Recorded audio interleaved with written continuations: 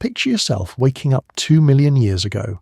First, congratulations, you've just invented time travel.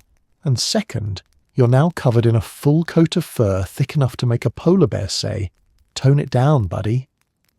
Early hominins weren't the sleek, mostly hairless beings we imagine today. No, they were essentially upright, slightly grumpy mammals wrapped in their own wearable blanket. And that blanket did everything.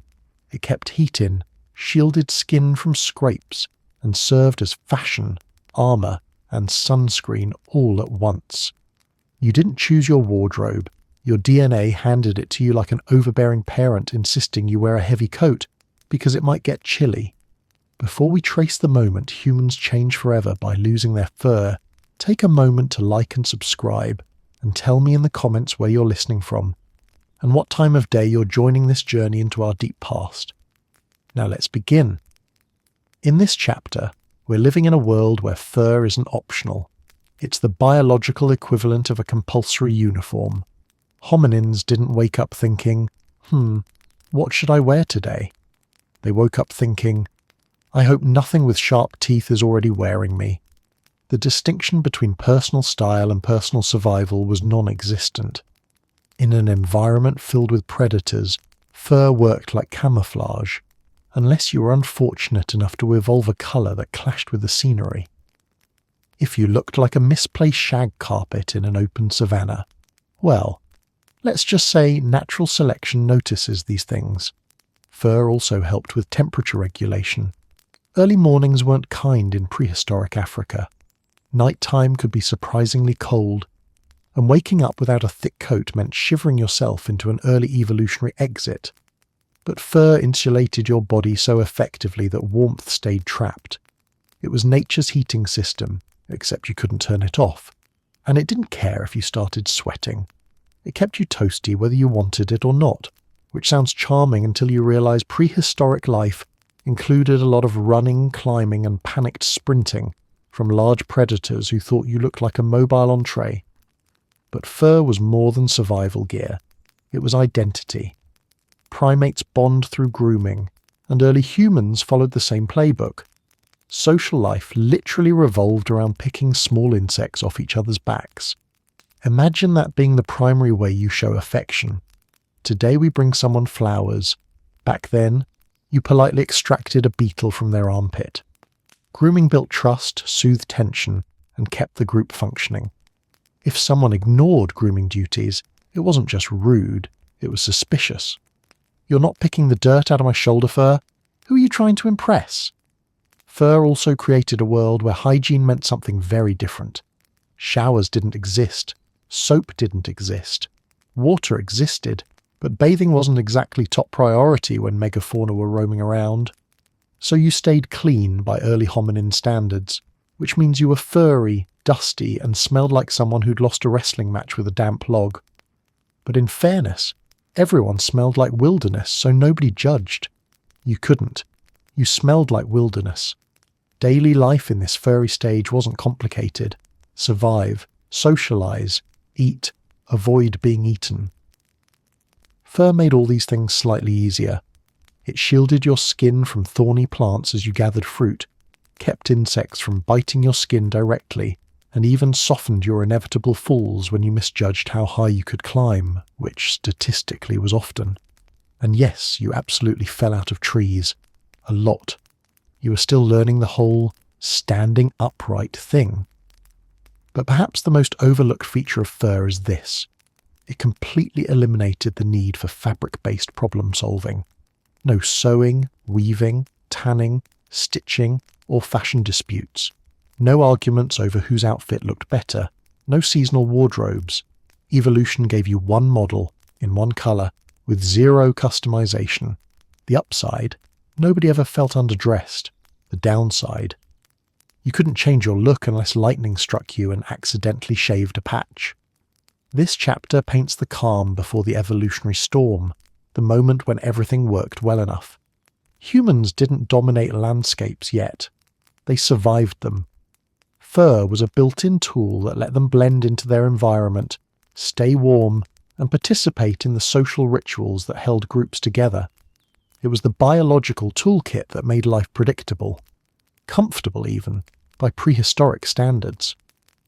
Because as we'll see in future chapters, once this fur started thinning, humans didn't just get colder.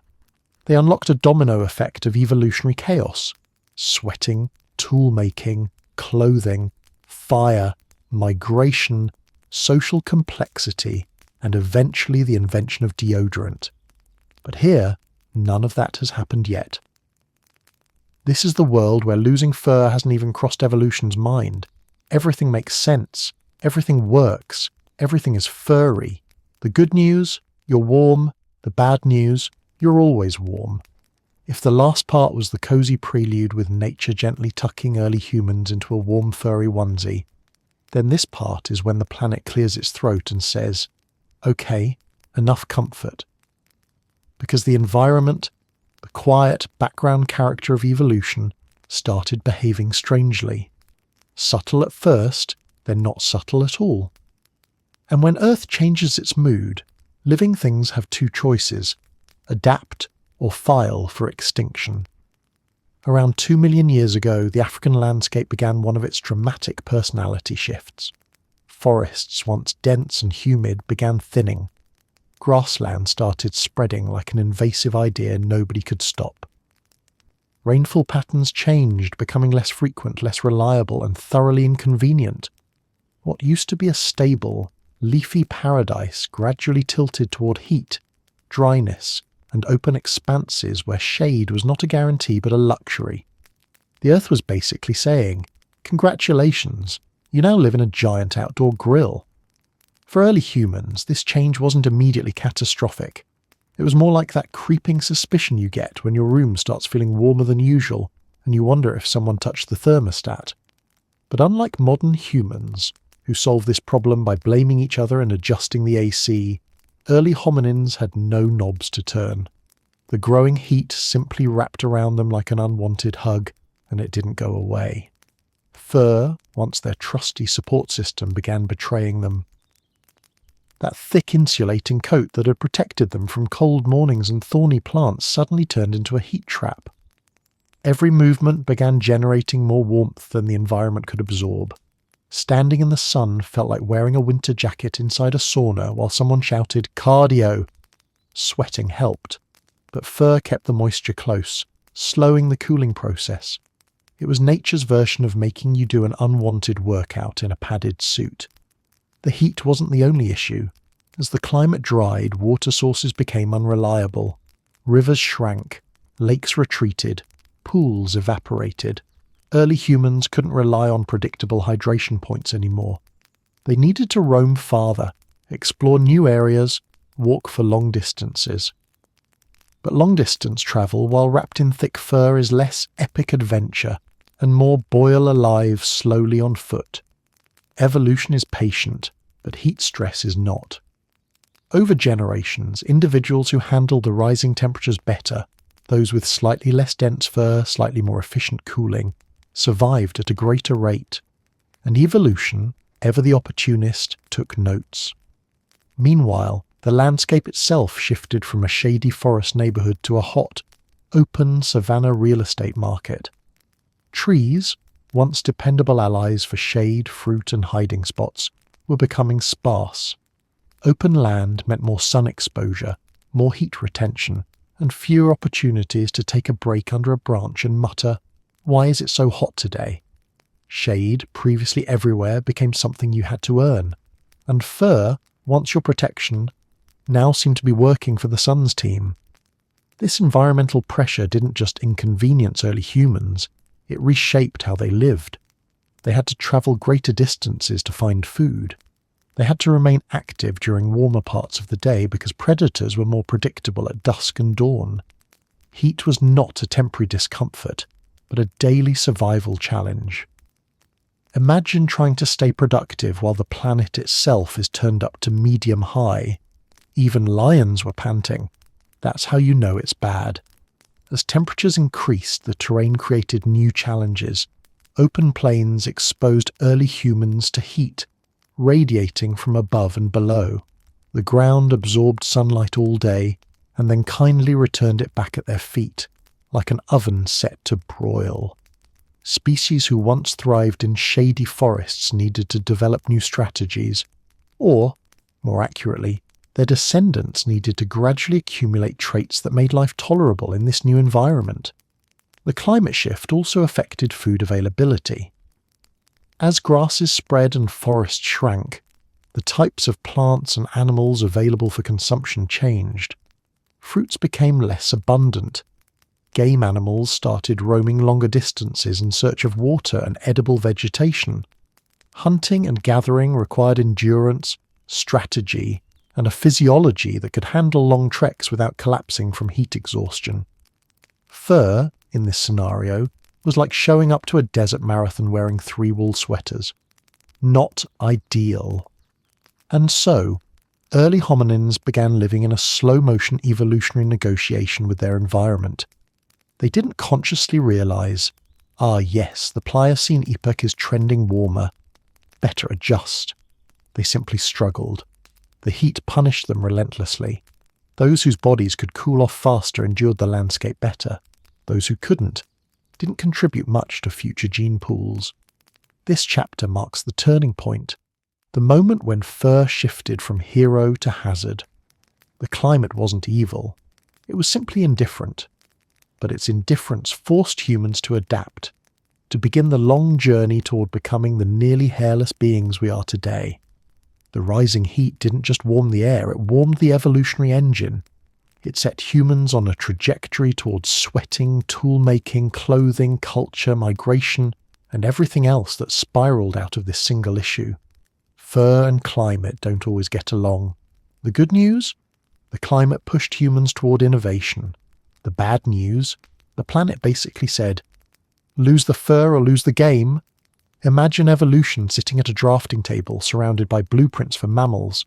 Horses, long legs, cheetahs, explosive speed, bears, brute strength, humans, evolution size, taps a pencil, and sketches. A creature that leaks, not in a dramatic way.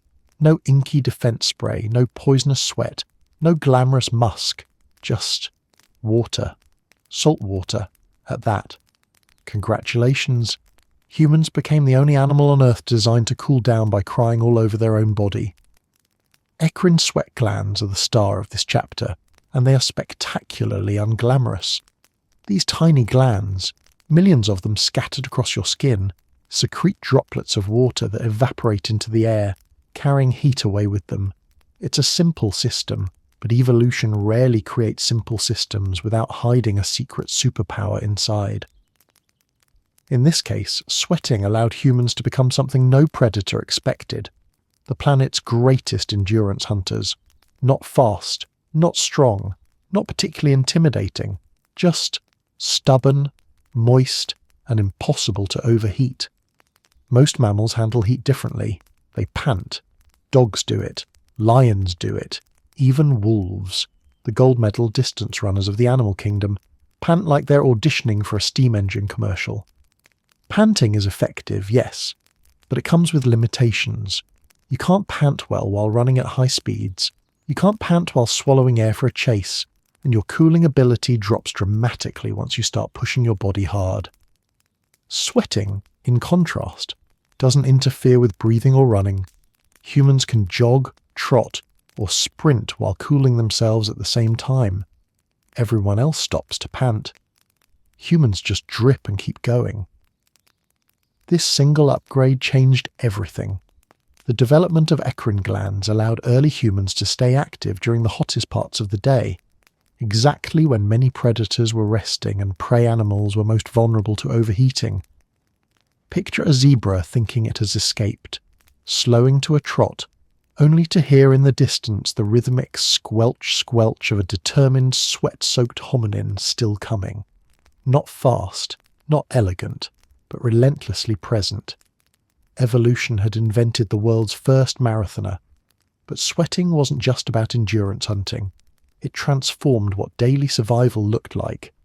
With an efficient cooling system, early humans could walk long distances in open environments, explore new territories, and adapt to demanding lifestyles that would overheat most animals. Sweating made humans mobile in a world where mobility was the key to finding food, water, and safety. If fur was a warm winter coat, sweating was the ventilation system that fur simply didn't allow. Of course, sweating also came with downsides. Losing all that water meant humans had to stay hydrated, which was not always guaranteed in the ancient landscapes they roamed. Even today, humans carry water bottles everywhere like emotional support objects. Early humans didn't have that luxury. They just walked around hoping the next waterhole wasn't occupied by something large with pointy teeth. But the ability to cool down so efficiently outweighed these challenges. The evolutionary trade-off favoured the leaky ones. Eccrine sweat glands also impacted how human skin evolved. Because sweating worked best on exposed skin, humans gradually became less hairy, providing a larger surface area for evaporation. Millions of tiny glands pumping out liquid across a mostly bare body created a cooling system far more advanced than panting or relying on fur. Sweating was the equivalent of having air conditioning built directly into the skin. Granted, it was a model that required constant refilling and made you smell like someone who'd lost a wrestling match with a swamp, but still, technologically impressive. Sweat also interacted with behaviour. Humans could now plan, strategize, and cooperate during daytime activities with less risk of overheating. This stability encouraged complex activities, tracking prey over hours, building early tools, migrating over large distances, and enduring physically demanding conditions that many animals avoided. Sweating didn't just cool the body, it opened new behavioral pathways, letting humans operate in the heat with a level of freedom unmatched by other species. The transition from panting to sweating marked a profound shift in how humans interacted with their environment. Most mammals are constrained by the limits of heat dissipation. Humans broke that biological ceiling. Because sweating worked continuously and efficiently, humans didn't need to rest under shade every few minutes. They didn't need thick fur for insulation or special breathing patterns for cooling. They simply needed to keep moving and keep evaporating. This chapter is the quiet turning point of human physiology, the moment humans didn't become stronger, but better regulated. Not faster, but more persistent. Not flashier, but more adaptable. Sweating doesn't sound like a heroic evolutionary development, but it fundamentally shaped human survival strategies. It's the humble, unglamorous upgrade that allowed humans to outlast, outwalk, and outcool the competition. Because while other animals escaped the heat by resting, humans became the species that said, "Heat, we'll just leak our way through it." The good news? Sweating made humans unstoppable endurance machines. The bad news? You've been damp ever since. If earlier humans could have submitted a complaint form to nature, this is the chapter where the paperwork would have started piling up. Because once the climate shifted and sweating kicked into high gear, the thick fur coat they had been proudly wearing for millions of years suddenly stopped being a cozy gift and started behaving like a slow cooker set to medium. It wasn't just inconvenient, it was hazardous. Fur that once protected became fur that overheated, delayed cooling, and turned every hunt, walk, or mild emotional crisis into a thermal emergency. The fundamental issue was simple. Fur traps air. That's great in cool or cold environments because that trapped air acts as insulation, keeping warmth in. But in a hot, open landscape with intense sunlight, that same trapped air now works against you, creating a heat layer next to the skin that refuses to leave. Imagine wrapping yourself in a thick wool blanket and then deciding to jog across a desert at noon. Now imagine not being able to take the blanket off because evolution stitched it to your entire body. This was the early human experience, nature's version of a prank that lasted several 100,000 years. The science is even less forgiving. For sweating to be effective, water on the skin needs to evaporate. Fur disrupts that process by preventing airflow and keeping moisture close to the surface. Instead of sweat efficiently cooling the body, it stayed trapped in the furry insulation, turning early humans into damp, overheated creatures desperately trying to outsmart the sun. When your body produces its own internal ocean but can't get rid of it, the cooling system becomes a lukewarm disappointment. This mismatch between physiology and environment pressured evolution to intervene. Not through dramatic, overnight changes. Evolution doesn't do urgent updates, but through slow, subtle, incremental shifts. Generation by generation, fur grew thinner. Density decreased. Individual hairs became finer. Regions of the body that didn't need insulation lost more hair than others. The transformation wasn't stylish, but it was practical. Evolution quietly uninstalled the extra insulation patch, one genetic line at a time. And yet, this wasn't just a thermal issue. Fur also affected what humans could do in their environment. Thick body hair meant overheating during long tasks, limiting endurance. Activities like tracking prey, digging for food, migrating across dry landscapes, or even simply existing under direct sunlight became physically costly. With fur, overheating could occur within minutes during vigorous activity. Without fur, or with much less of it, cooling became efficient enough to sustain hours of movement. The evolutionary logic was clear. Creatures that could avoid overheating survived longer, reproduced more successfully, and passed on the blessedly hair-reducing genes. Another subtle factor was the shift in how early humans interacted with predators and prey. In the shade of dense forests, fur wasn't a problem. But in the expanding savannas, where long-distance movement mattered for both hunting and avoiding being hunted, overheating wasn't just uncomfortable, it was dangerous. A predator doesn't need to catch you if you collapse from heat exhaustion first. Fur wasn't just trapping heat, it was shortening the distance a hominin could run before performance dramatically declined. In an open landscape, losing fur meant gaining survival time. Even social dynamics began to feel the consequences. As humans became more active during hotter periods of the day, the individuals who overheated the fastest couldn't keep up. They became liabilities during group hunts, slowed travel, and needed more resting time. Meanwhile, those with naturally sparser hair or more efficient cooling stayed active longer and maintained performance. Over generations, this slight advantage accumulated until fur was no longer the standard but the outdated model. Like evolution saying, "We loved your work, but we're going in a different direction." It's important to note that evolution didn't remove all hair, only the parts that interfered the most with cooling. That's why humans still have hair on their heads, where it shades the scalp from direct sunlight. Hair on the arms and legs thinned dramatically. Hair on the torso became sparse. The transformation wasn't random, it was strategic. Evolution kept the features that still served a purpose, and quietly retired the ones that didn't. A biological downsizing. But let's not forget how strange this must have been. Imagine an early hominin noticing that some members of the group were less furry, not bald, but sleeker. Did they think these individuals were sick, blessed, annoyingly shiny?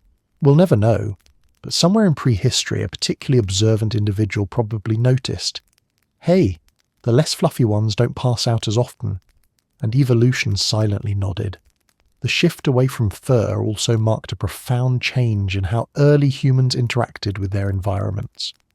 Without thick hair trapping heat, skin became the body's primary interface with the world. The surface that was once hidden now needed new strategies for protection, cooling, and communication. This shift set the stage for countless future innovations: clothing, pigment changes, sweat patterns, even social behaviors, each one building on the quiet decision evolution made here. Heat beats fur. This chapter is the hinge moment, the biological pivot when nature said, you know what, let's try something radical. Not by giving humans claws or fangs or wings, but by slowly removing something they'd always relied on. Fur was no longer the hero of survival. It was the problem. The good news? Humans finally stopped feeling like they were slow roasting during midday activities. The bad news? Losing fur meant exposing the skin and everything that comes with it to the world. If you time traveled to this point in prehistory and told early humans they were about to become the world's best long-distance runners, they would have laughed if they had breath to spare. They weren't built for sprinting, leaping, or dramatic ambushes. They had no claws, no fangs, and no explosive power. But what they did have, or were beginning to have, was bare skin paired with a world-class cooling system, and that small change rewrote the rules of hunting entirely. Hairlessness wasn't just about not overheating anymore. It granted early humans the ability to sustain movement for hours under the blazing sun without collapsing. Most prey animals, however, were stuck with fur and panting. Panting works beautifully during rest and light movement. It works terribly during a panic-driven sprint. And panic-driven sprints were exactly what early humans specialized in provoking. Thus emerged one of the strangest, most unintuitive hunting strategies evolution has ever invented: persistence hunting, the art of chasing something until it stops believing in itself. Picture this. A group of early humans spots an antelope. The antelope bolts. It's fast, elegant, and gone in seconds. But humans aren't discouraged. They walk in its direction. They track it. They jog. They slow down. They speed up. They're not chasing with speed. They're chasing with determination. The antelope sprints again. Humans continue at a steady pace. The antelope slows to prevent overheating. Humans close the distance.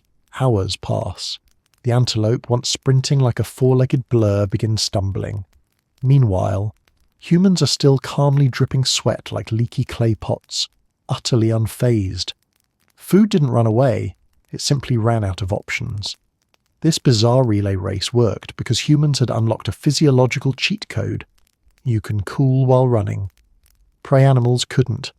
They had to slow down or stop to cool off, and stopping during a hunt is a spectacularly bad plan when your pursuers are heat-proof and annoyingly persistent. In a way, humans invented marathon hunting long before they invented marathons, or writing, or shoes.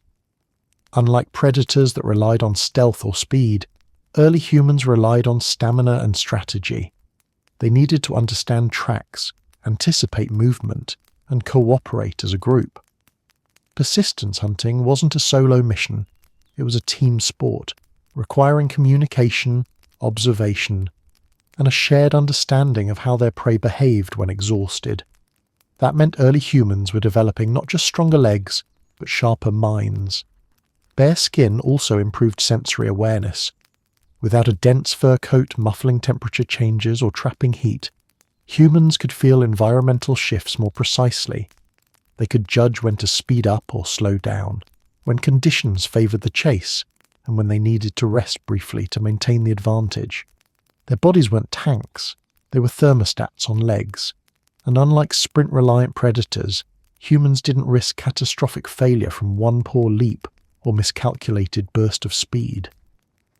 They weren't betting their survival on a single explosive attack. They bet on consistency, on progress, on showing up again and again until the prey's biology betrayed it. Endurance hunting was a philosophy as much as a tactic. You don't have to be faster, you just have to be the last one standing. But the impact of bare skin went beyond hunting strategy. It influenced the way humans navigated landscapes. Bare skin tolerated sun exposure differently. It signaled when to slow down. It encouraged movement during midday hours when other predators slept to avoid overheating. This made humans unpredictable, operating in a time slot where the natural world went quiet. They could track animals without the competition of lions or hyenas. Even scavengers began avoiding midday roaming because the strange, hairless bipeds were out and about, dripping and determined. This shift also encouraged tool use, not as weapons but as extensions of persistence hunting. Humans didn't need spears to kill an exhausted animal they'd run into collapse. They needed endurance first. Tools came later, refining the technique, but the foundation of success was the ability to keep going. In a world before bows, before blades, before metal, the body itself was the weapon. Sweat was the ammunition. Bare skin also reduced the risk of overheating the brain, which, unlike muscles, must stay within a narrow temperature range. Humans evolved specialized blood vessels that cooled the brain while the body worked hard. This allowed them to maintain critical thinking even under physical stress. While a fleeing antelope's mind was occupied with pure panic, human minds could plan, track, and adjust strategy mid-chase. It was the rare hunting method where intelligence mattered as much as athleticism. Endurance hunting reshaped human identity. It demanded patience, observation, cooperation, and resilience. It rewarded teamwork over individual heroics. It turned survival into something predictable instead of impulsive. And it reinforced the emerging truth that humans, though not the strongest or fastest, were gradually becoming the most adaptable creatures the savannah had ever seen. Bare skin was the turning point. It wasn't glamorous. It wasn't intimidating. If anything, it made humans look less like fearsome predators and more like determined, sun-baked marathon enthusiasts. But it transformed humans into a species capable of claiming food by outlasting it. A species that gained power not through claws or teeth, but through sheer persistence and intelligent physiology. The good news?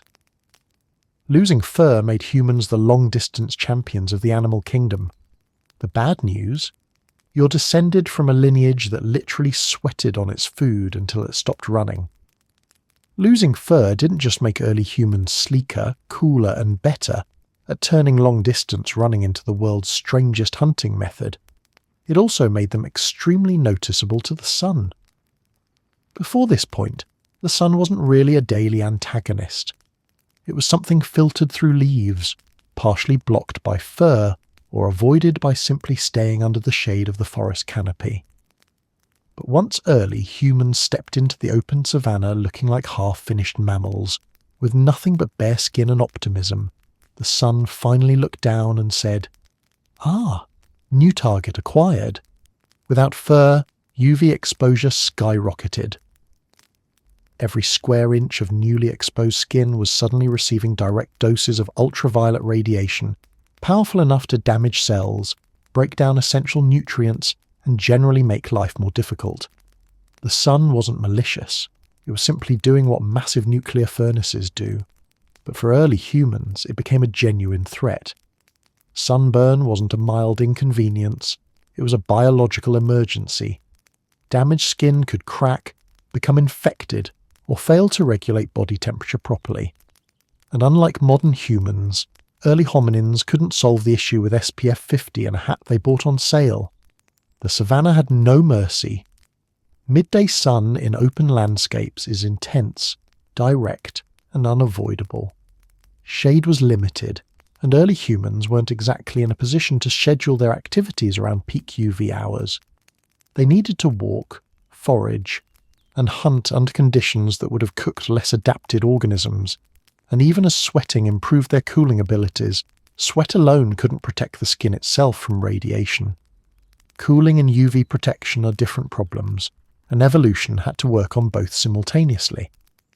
Enter melanin, evolution's version of sunscreen, except it comes pre-installed and doesn't wash off. As early humans spent more time exposed to harsh sunlight, individuals with naturally darker pigmentation had a survival advantage.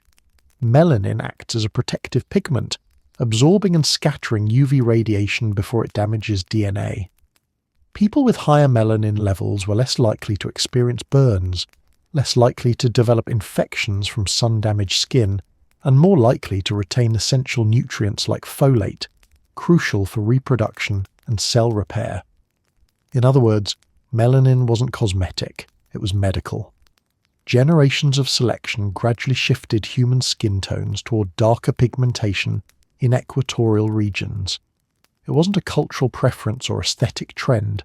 It was biology solving a problem with gorgeous efficiency. The deeper the pigmentation, the more radiation the skin could absorb safely.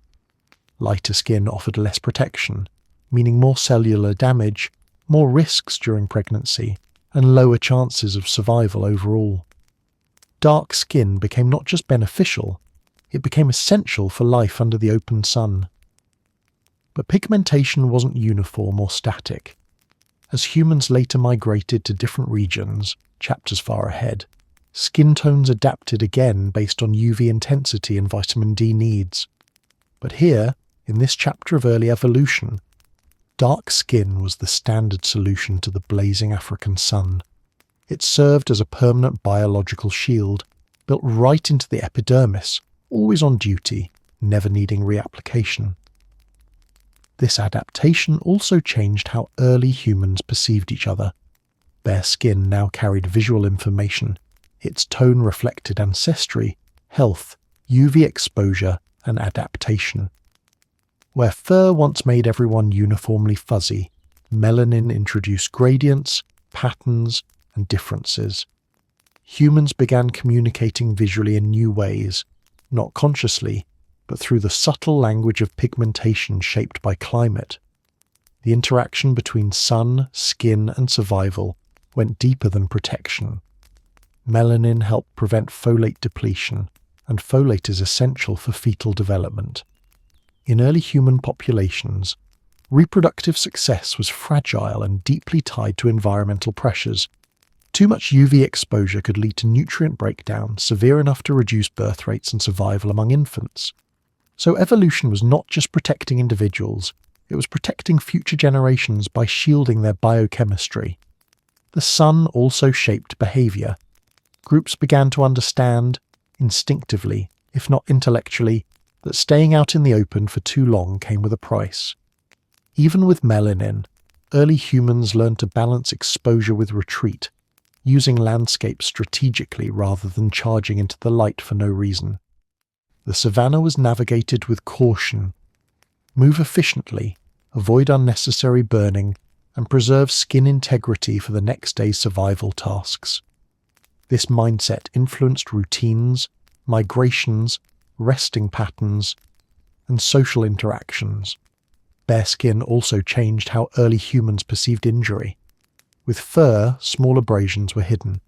With exposed skin, every cut, scrape, or burn was visible, sending clearer signals about health and vulnerability. This transparency may have influenced social cooperation. Groups needed to care for each other because injuries were harder to ignore. Melanin protected against UV, but it didn't eliminate all risks, and early humans, already navigating new environments, had to adapt socially as well as biologically. The sun's attention, harsh as it was, pushed humans toward more sophisticated regulation of their own bodies. Sweating handled heat. Melanin handled radiation. Together they allowed humans to thrive in landscapes where fur-bearing mammals struggled. A dangerous challenge became a manageable obstacle, all because skin adapted to become a living reactive shield. Here, the transformation is not yet cultural or technological. It is purely biological, happening beneath the surface of the skin itself. Humans were being sculpted by sunlight, literally. Pigmentation wasn't a cosmetic trait. It was armor forged by the sky. The good news? Humans developed built-in sun protection. The bad news? It came because the sun refused to be ignored. Once humans became mostly hairless, the skin was no longer just a boundary between you and outside. It became a full-time manager, monitoring sunlight, producing vitamins, defending against pathogens, signaling health, and generally handling the biological responsibilities fur used to cover. It was, in every sense, the body's largest organ and its busiest negotiator. Evolution didn't simply expose the skin and walk away, it promoted the skin to an executive position. Now that melanin had stepped in as a built-in sunscreen under the intense equatorial sun, skin also took on a second critical task: manufacturing vitamin D. If melanin was the shield, vitamin D was the reward for getting the right amount of sunlight past that shield. Humans needed it for bone health, immune function, reproductive success, and general survival. Without vitamin D, early humans would face problems far more serious than a sunburn: weak bones, compromised immunity, and health issues that directly threatened the survival of mothers and infants.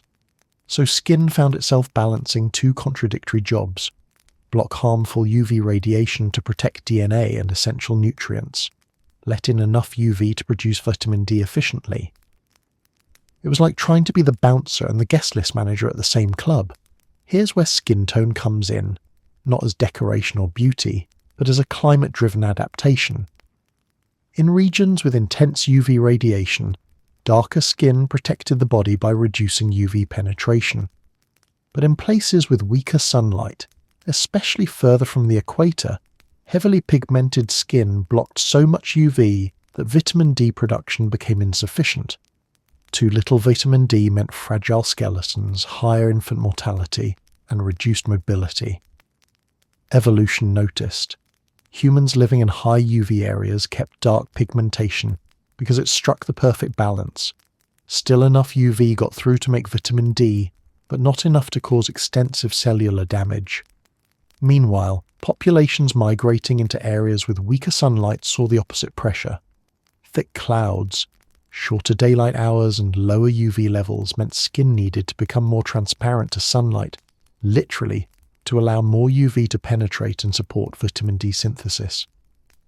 Over generations, melanin levels decreased. Skin lightened. This wasn't a style choice, it was survival accounting. In this evolutionary ledger, latitude determined the balance sheet, not preference. Closer to the equator, melanin stays high. Near the Arctic Circle, melanin drops so vitamin D can get in. Intermediate zones, a mosaic of adaptations, each fine-tuned to the local sun. Variations in skin tone across the world weren't cultural, they were climatological. Skin was simply doing math. But vitamin D wasn't the skin's only new responsibility. Hairlessness created a much larger surface area directly exposed to pathogens, from bacteria to fungi to parasites. In response, the skin ramped up its immune defences. The topmost layer became a fortress made of dead, tightly packed cells, the stratum corneum, layered with oils and antimicrobial peptides. Sweat, surprisingly, became part of the defence. The salty, slightly acidic surface it created discouraged many microbes from colonising. Skin was not just a passive shield, it was an active combat zone. Melanin also contributed here. Beyond UV protection, melanin has antimicrobial properties. It can absorb and neutralise free radicals created by sun exposure. It can reduce inflammation. It even helps prevent certain infections by making the skin a less inviting environment for microbes that thrive under high UV damage conditions. Dark skin wasn't simply blocking light, it was managing biological threats in multiple categories at once. As humans migrated into colder climates, skin had to adjust again, this time facing challenges from the opposite direction. Dry wind, cold temperatures, and reduced humidity compromised the skin barrier. Cracks could form more easily. Infections found new entry points. So skin evolved different lipid compositions, thicker layers in certain regions, and changes to blood flow patterns to maintain both warmth and integrity. Meanwhile, lighter skin tones enhanced vitamin D production to compensate for the darker, longer winters. All of this was happening automatically, over generations, without any individual realizing their skin was quietly negotiating survival terms with their environment. Skin tone was simply the outcome of thousands of years of environmental math. How much sun, how much cold, how much UV. What diet was available to supplement or compensate for vitamin D levels? This produced human populations perfectly suited to their regions long before anyone invented cultural categories or aesthetic preferences. Even more fascinating is how flexible these adaptations remained. Human skin can tan within days because melanin production ramps up when UV exposure suddenly increases. This rapid response is a miniature version of the long-term evolutionary trend. Skin constantly recalibrates. It senses threats. It adjusts pigmentation. It manages immune responses. It literally changes in real time to protect the body from whatever the environment decides to throw at it. Skin isn't just a covering. It's a negotiator, a chemist, a sentry, and a vitamin factory, all running under autopilot. And through all these complex mechanisms, skin tone remained fundamentally tied to geography, not identity. The planet shaped pigmentation, not preference. The sun shaped biology, not beauty. And the skin, doing its endlessly complicated job, never once asked for applause. The good news: skin became a brilliant multitasker, sunscreen, vitamin producer, immune shield, and adaptive powerhouse. The bad news: it's still figuring out how to protect you when you decide to sunbathe for 3 hours, because it feels nice. Once early humans began shedding their fur, the savannah didn't just notice, its parasites did too. For millions of years, hair had provided an entire condominium complex for every blood-sucking opportunist within crawling distance. Fleas, lice, ticks. They all treated early hominins like mobile furry apartment buildings with excellent rent control. As long as fur was plentiful, parasites thrived. But the moment humans started going through their species-wide minimalist aesthetic phase, parasites found themselves evicted with little notice. Losing fur didn't just cool the body, it dramatically changed the ecological relationship between humans and the tiny creatures that fed on them. Thick hair offers warmth and shelter, creating a stable, humid environment, perfect for parasites to live, breed, and raise their own tiny, unhappy families. Once that environment began shrinking, the parasite population panicked. Their precious real estate was disappearing. The rent-free, heat-regulated, always-available habitat they depended on was going bald. And evolution doesn't negotiate with landlords. As hair thinned, many parasites simply couldn't hang on anymore, quite literally. Fleas rely on fur to navigate, hide, and leap strategically. Ticks anchor themselves to hair-covered skin where they remain unnoticed. Lice, especially those specialized for thick body hair, struggled to survive on a host whose landscape now looked less like a forest and more like a sparsely vegetated savanna. With each passing generation, early humans were becoming less appealing to the very organisms that had fed on them for ages. This reduction in parasites wasn't just convenient, it was life-changing. Parasites don't merely irritate, they drain blood, spread disease, weaken immunity, and cause infections. A species with fewer parasites has more energy, better health, and higher survival rates.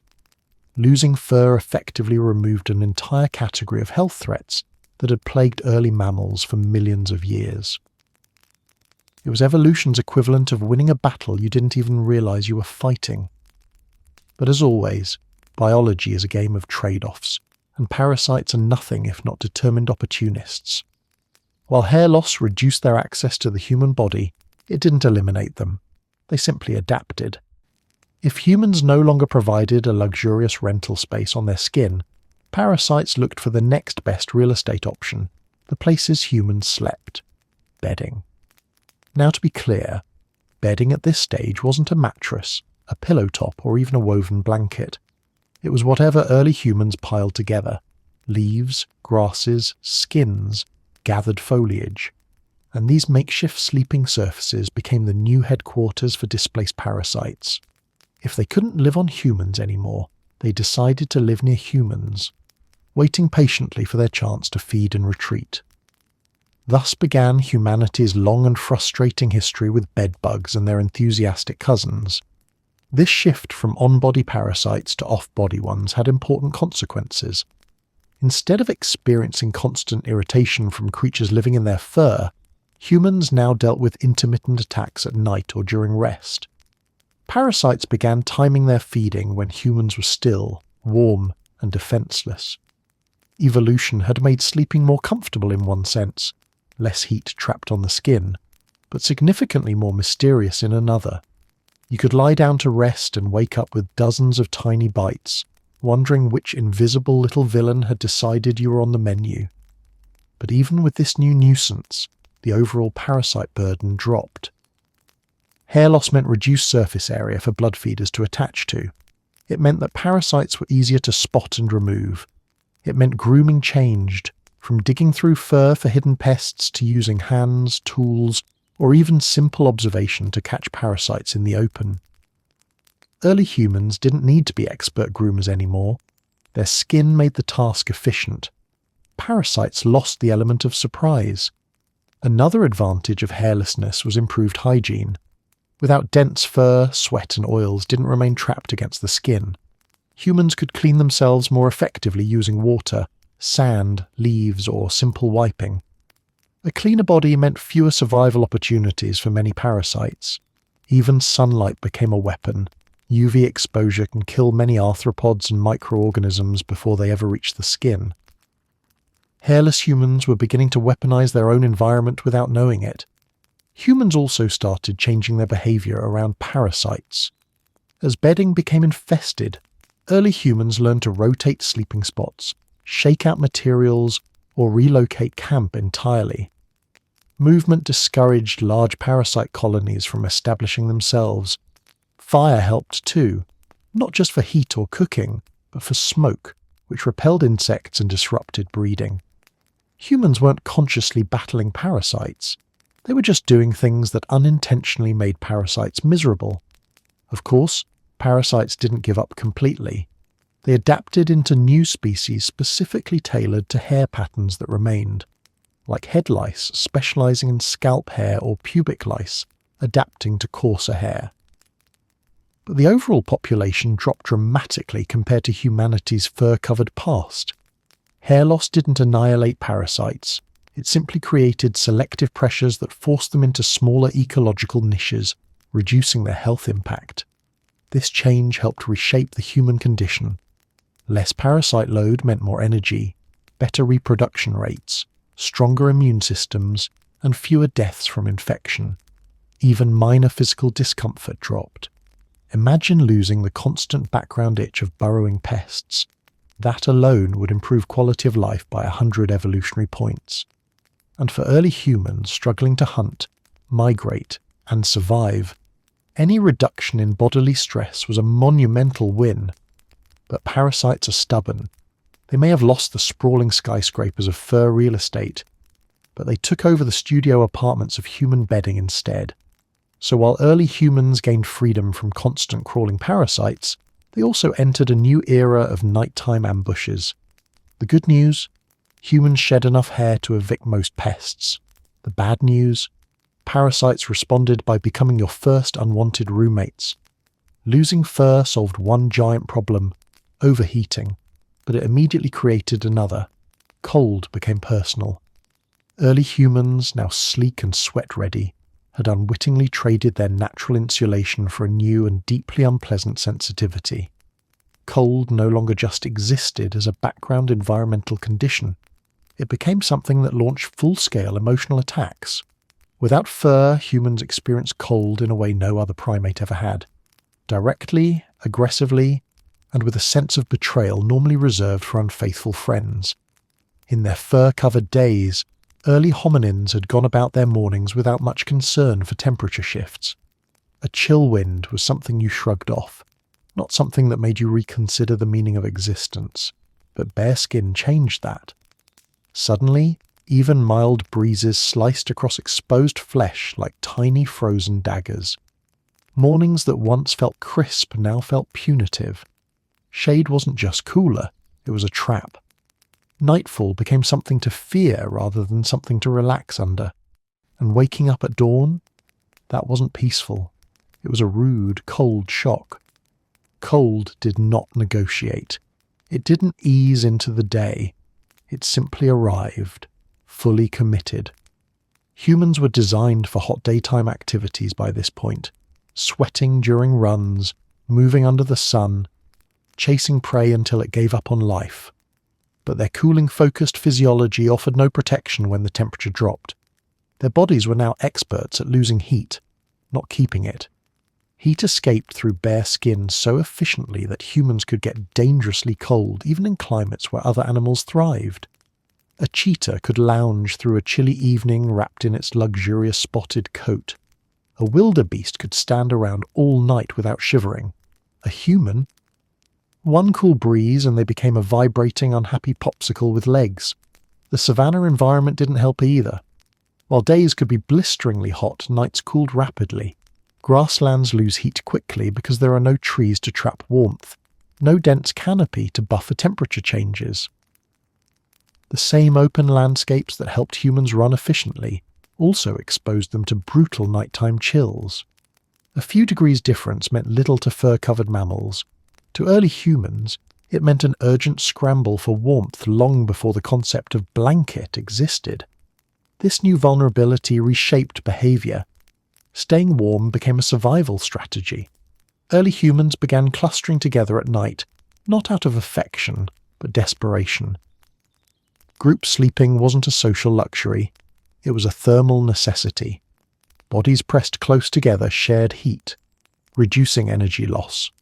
The whole group became a living furnace, each individual contributing their small share of warmth. Humans started seeking out sheltered places not just for safety, but as microclimates, caves, overhangs, thick vegetation, anything that blocked the wind. Every night became a negotiation between exposure and protection, and it wasn't only nighttime cold that caused issues. Early mornings, seasonal temperature dips, elevation changes, even unexpected cloud cover could send early humans into a physiological crisis. Before fur loss, they barely noticed. After fur loss, they felt each shift as if the entire planet had decided to shake its icy fist at them. This new relationship with cold prompted behavioral ingenuity. Humans learned to anticipate temperature changes. They stayed active to maintain warmth. They built sleeping nests using grasses and leaves, layering them thicker as cold intensified. They huddled in natural depressions that held heat longer. These were the earliest hints of environmental modification, small, simple acts that revealed a developing ability to manipulate surroundings for comfort.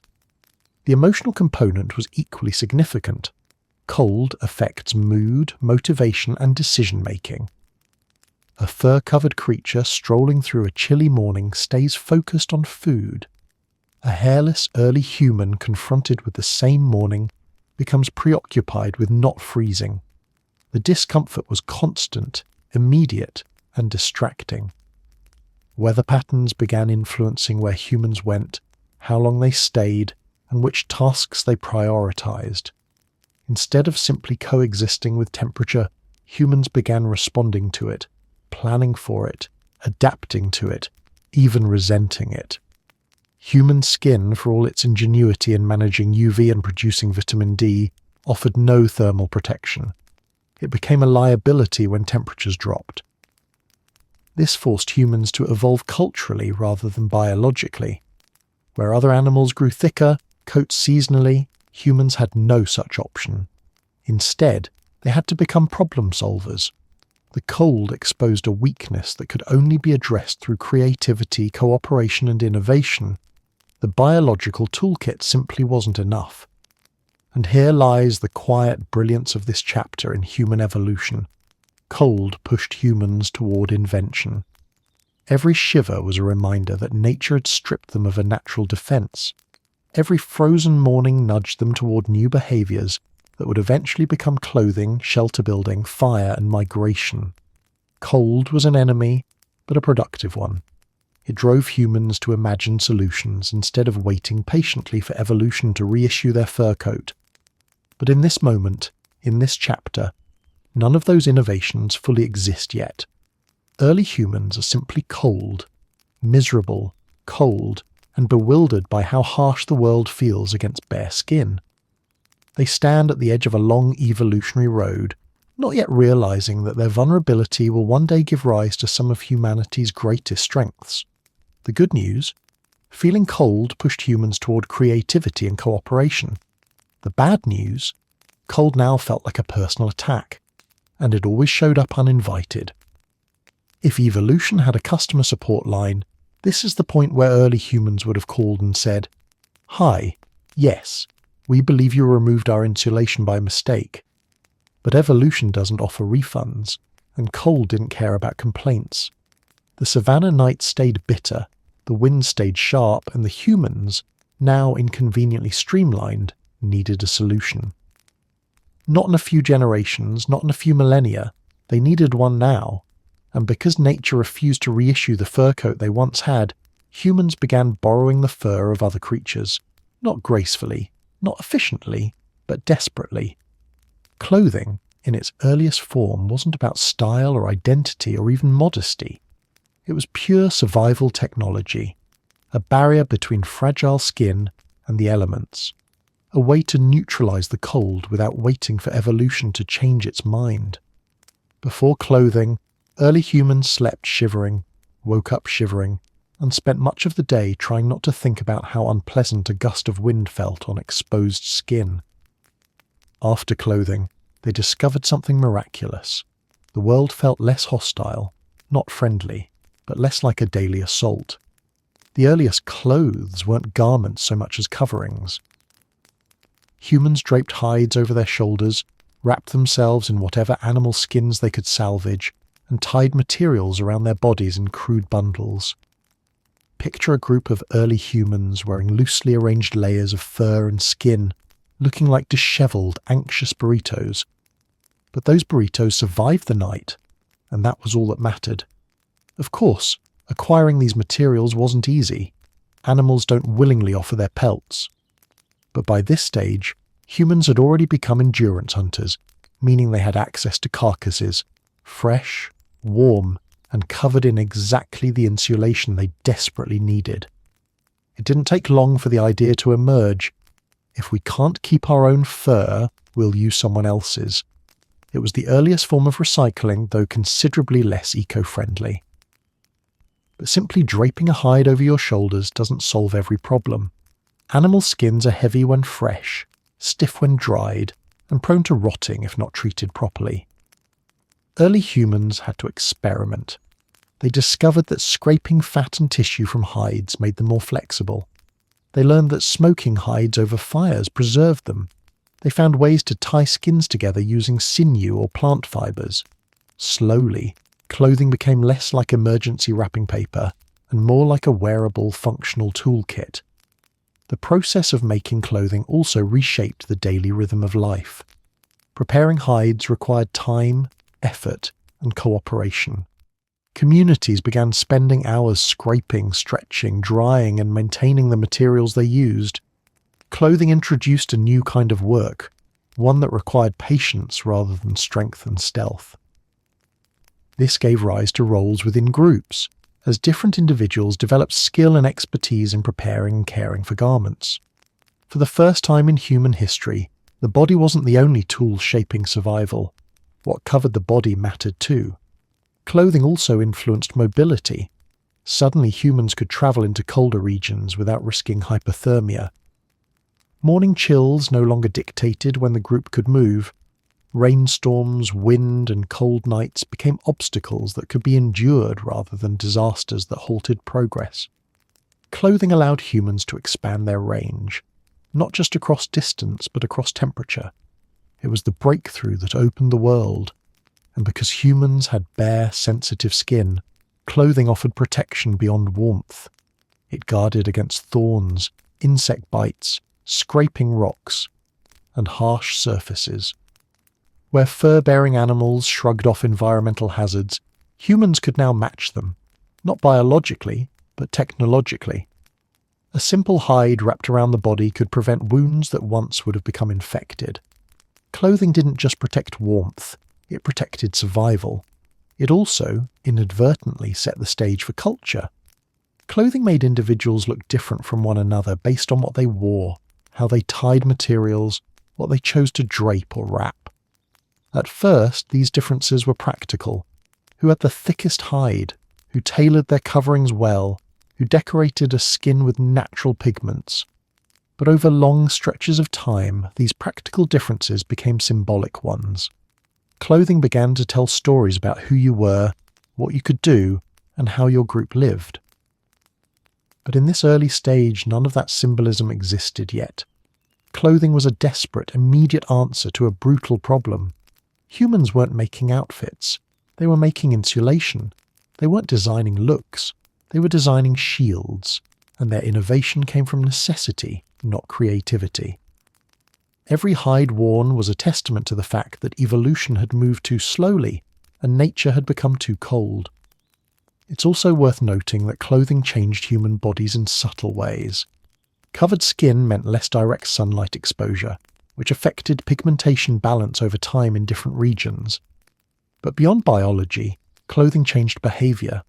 It encouraged humans to gather materials, plan ahead for winter, and store resources. It made them think seasonally instead of daily. Clothing, in essence, expanded the human timeline from right now to months from now. Animals live seasonally because evolution programs them to. Humans began living seasonally because clothing demanded it. And though clothing started as a crude, awkward, survival-first invention, it was the beginning of humanity's long tradition of solving biological problems with imagination. Humans might have lost their fur, but they found something much more powerful: the ability to create what nature hadn't given them. The good news? Humans finally got their insulation back, just outsourced. The bad news? It came with chores, smell, maintenance, and a lifetime dependency on wardrobe choices. If losing fur turned cold into a personal enemy, then discovering fire turned humans into the first creatures on Earth capable of negotiating with the weather. Fire transformed everything, not gradually but dramatically. Before fire, night was a problem, cold was a threat, predators were a constant concern, and raw food required heroic chewing skills. After fire, humans suddenly had something no other animal possessed, a tool that reshaped the physical and emotional universe around them. Early hominins almost certainly encountered fire long before they learned to control it. Lightning strikes, volcanic eruptions, spontaneous brush fires. Fire existed naturally, and early humans would have seen it, feared it, and cautiously admired it from a distance. It was mesmerizing, dangerous, beautiful, and completely untamable. But as their intelligence grew, so did their willingness to experiment. Somewhere in prehistory, after countless generations of watching flame devour dry grass and fallen wood, humans finally learned to keep it alive, and once they kept it alive, nothing was ever the same. At first, fire was about warmth, that simple, glorious sensation of no longer being cold. For hairless humans shivering through nights that seemed determined to punish them, fire was not merely comforting, it was transformational. A small flame meant they could sit still without freezing. A larger fire meant the entire group could resist the night's chill. With fire, humans no longer had to outrun cold. They could confront it. They could sit around warmth instead of huddling together in miserable piles, feeling the cold seep into their bones. But warmth was only the beginning. Fire also protected humans from predators. Animals that roamed confidently during daylight became hesitant shadows in the presence of flame. Lions, hyenas, leopards, all the night stalkers who saw humans as potential snacks, now approached with caution. Firelight created a boundary in the darkness, a glowing circle where safety existed. Humans, once prey, suddenly had a force that intimidated even the top carnivores. The savanna's power dynamic shifted overnight. Humans didn't become stronger, but they controlled something the strongest feared. This changed sleeping patterns completely. Before fire, humans had to remain alert to danger at all hours. After fire, they could rest more deeply, more safely, allowing the brain to recover, memories to consolidate, and group bonds to strengthen. Fire wasn't just a tool.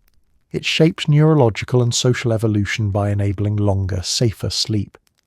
Then came cooking, perhaps the most revolutionary of all fire's gifts. Raw meat is tough, chewy, and time-consuming to digest. Raw tubers and plants often contain toxins or are simply too fibrous for efficient nutrition. Fire changed that, unlocking calories that had previously been unavailable or too costly to extract.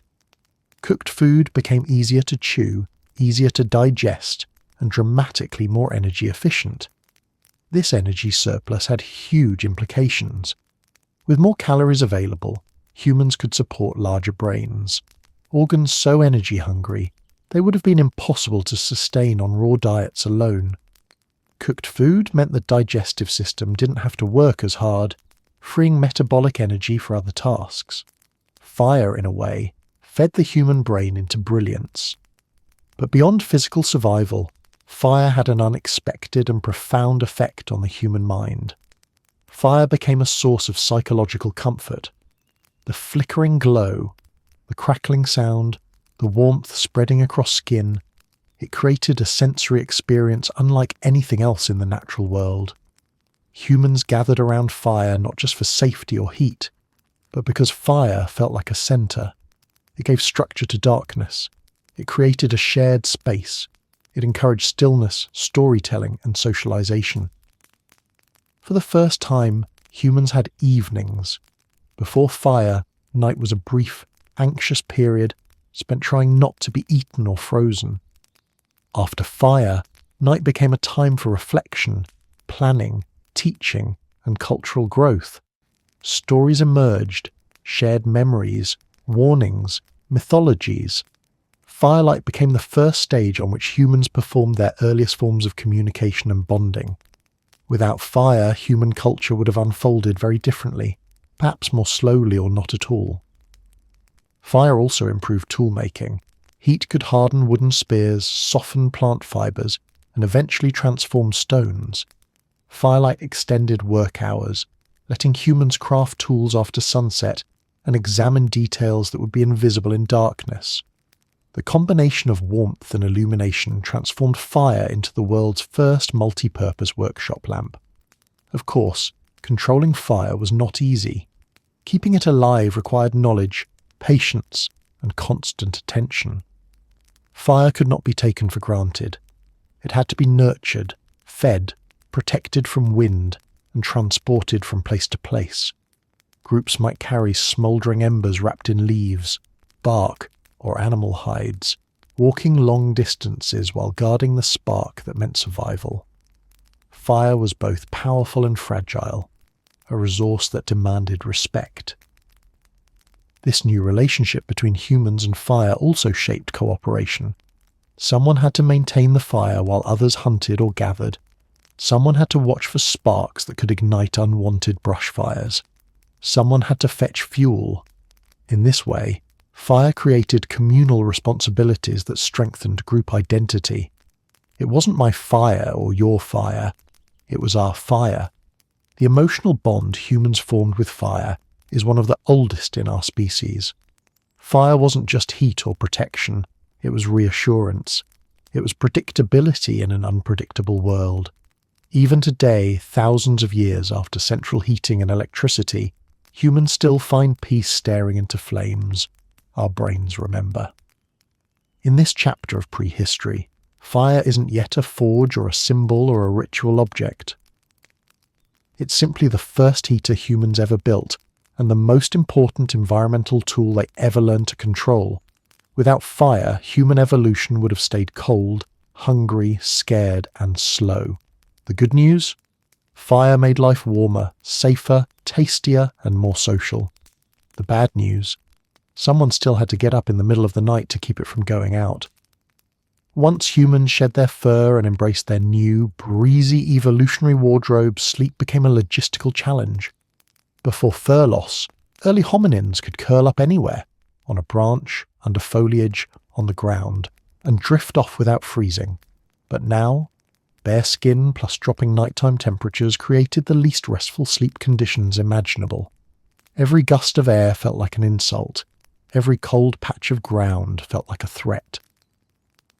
And every night became a puzzle that needed solving before exhaustion became dangerous. As a result, humans were pushed into a new stage of innovation, engineering the night.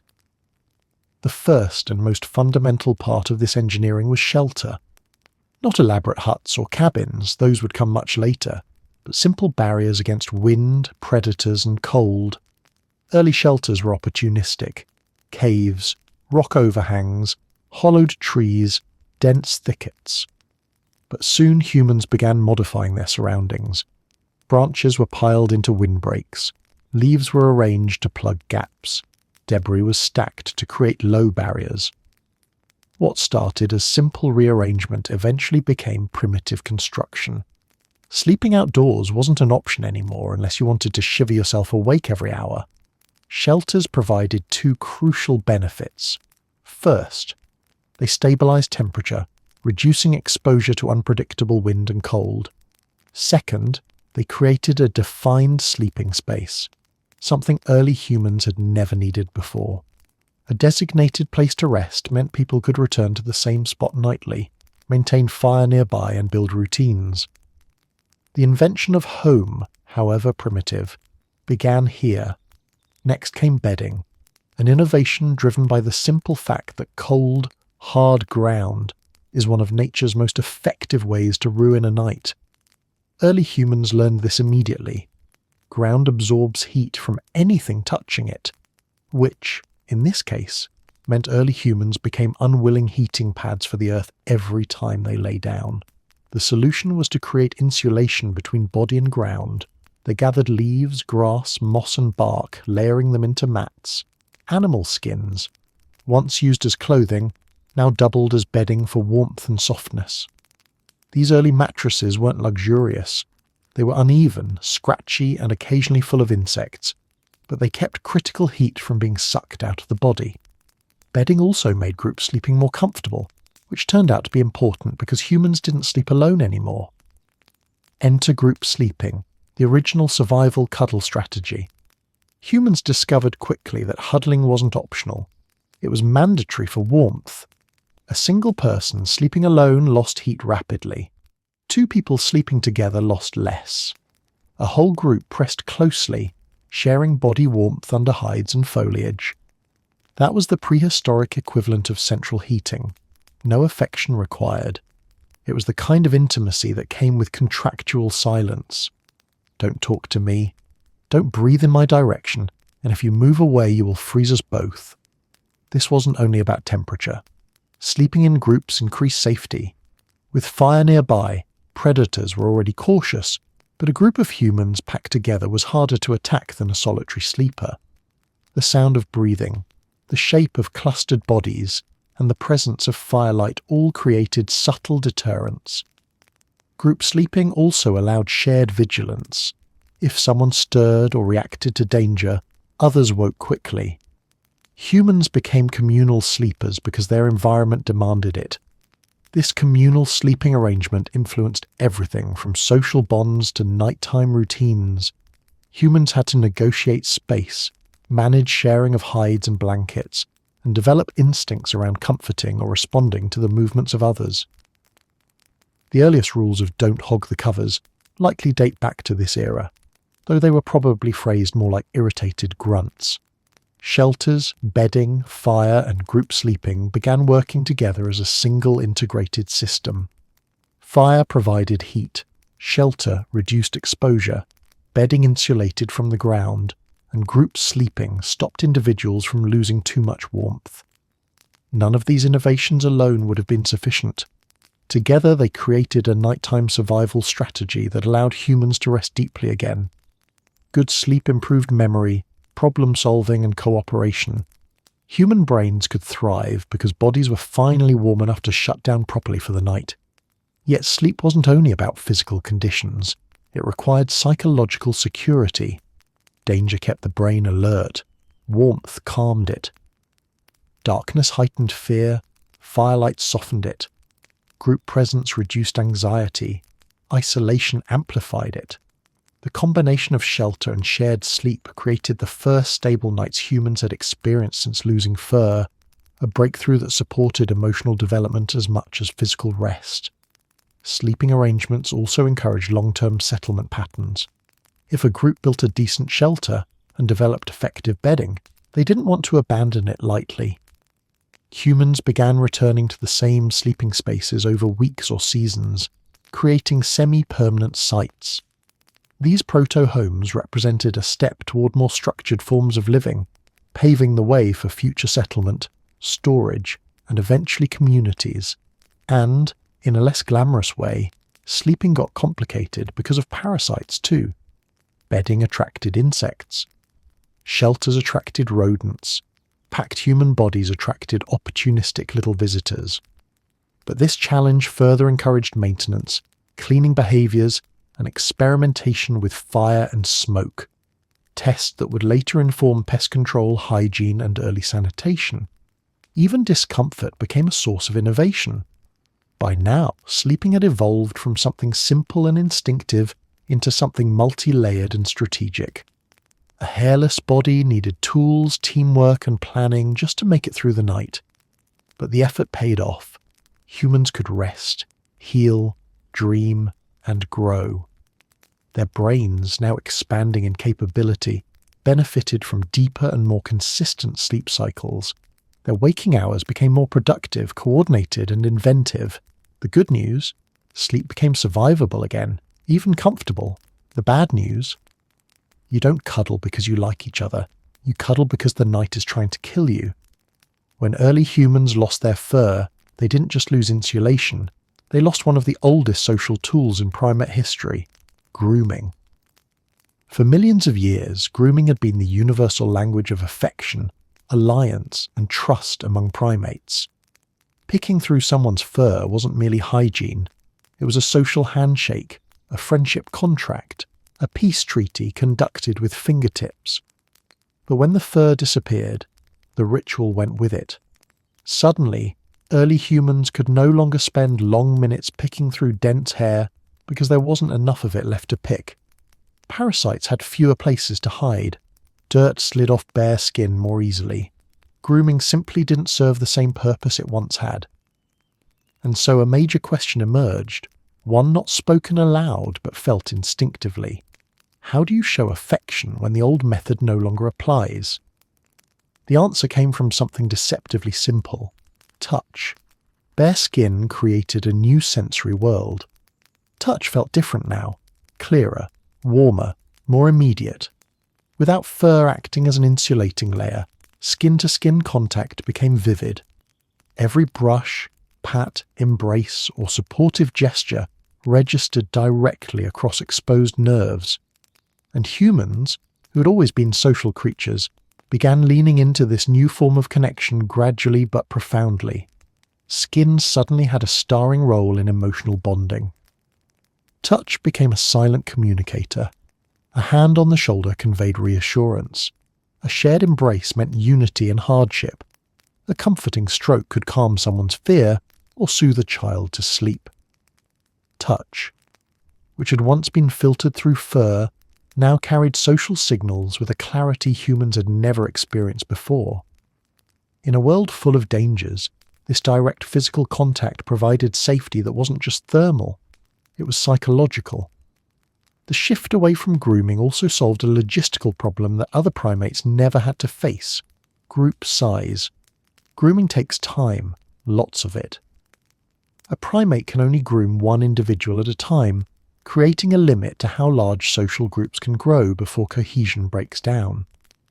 Humans, with less grooming and more verbal communication, which would grow increasingly complex as chapters progress, could maintain larger social networks than any other primate. Hairlessness didn't just change bonding, it expanded the scale of human connection. Touch also played a new role in caring for infants. Fur-covered babies could cling to their mothers with minimal support, using their fingers to grip hair as their mothers moved. Bare-skinned infants had no such luxury. They needed constant carrying. This led to increased cradling, rocking, holding, and soothing, forms of touch that strengthened emotional bonds between parents and children. Human babies became more dependent physically, but this dependence deepened attachment and encouraged long-term caregiving, shaping the emotional landscape of early societies. As touch took over the bonding role, humans developed new behaviors to complement it. Huddling for warmth, already important for survival, became a socially reinforcing act. Sleeping close together wasn't just practical, it fed a feedback loop of comfort, trust, and connection.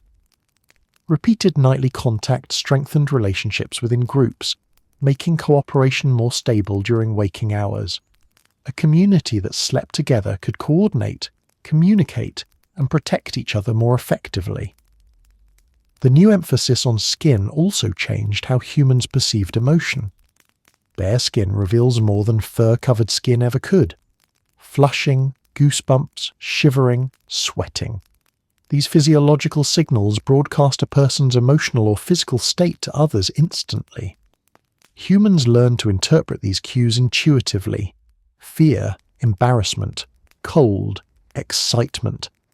Skin became a canvas of expression, making emotional transparency a fundamental part of group life. This development also reshaped conflict resolution. Animals with fur can hide subtle reactions. Humans could not. A twitch, a tightening jaw, a reddening face. These gave others clues about tension before arguments escalated. Touch could intervene. A gentle hand to calm someone down. A reassuring gesture to diffuse rising conflict. Bare skin didn't just broadcast emotion. It allowed others to respond to it more quickly. Bonding also diversified. Grooming had been one-dimensional. It meant cleaning and connecting simultaneously. Touch allowed for a much wider vocabulary.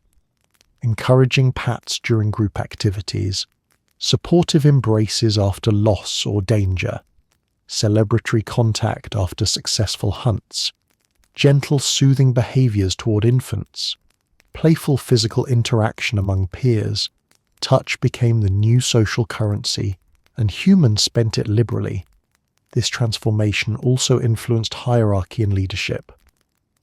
Dominance behavior in primates often involves control over grooming: who grooms whom, who gets groomed by the most individuals, and who initiates contact. With grooming fading, leadership in human groups began incorporating new forms of social interaction. Leaders needed skills beyond intimidation: cooperation, empathy, conflict management, and emotional awareness. Hierarchical structures began shifting toward individuals who could maintain group cohesion through communication rather than physical control. Bare skin also made injury visible, triggering empathetic responses. Seeing a wound on a group member activated concern, nurturing instincts, and coordinated care. This wasn't grooming. It was early caregiving, bandaging with plant fibers, soothing pain, cleaning a wound with water or saliva. Touch wasn't just comforting anymore. It was medicinal. The loss of grooming even freed up time. Hours once spent picking through fur were now redirected into making tools, preparing food, strengthening shelters, and socializing in new ways. Human days became more cognitively and socially dense. Hairlessness created extra minutes and hours that ended up fueling creativity and cooperation. Most importantly, hairlessness shifted human bonding from a mechanical behavior, grooming, to an emotional one, touch.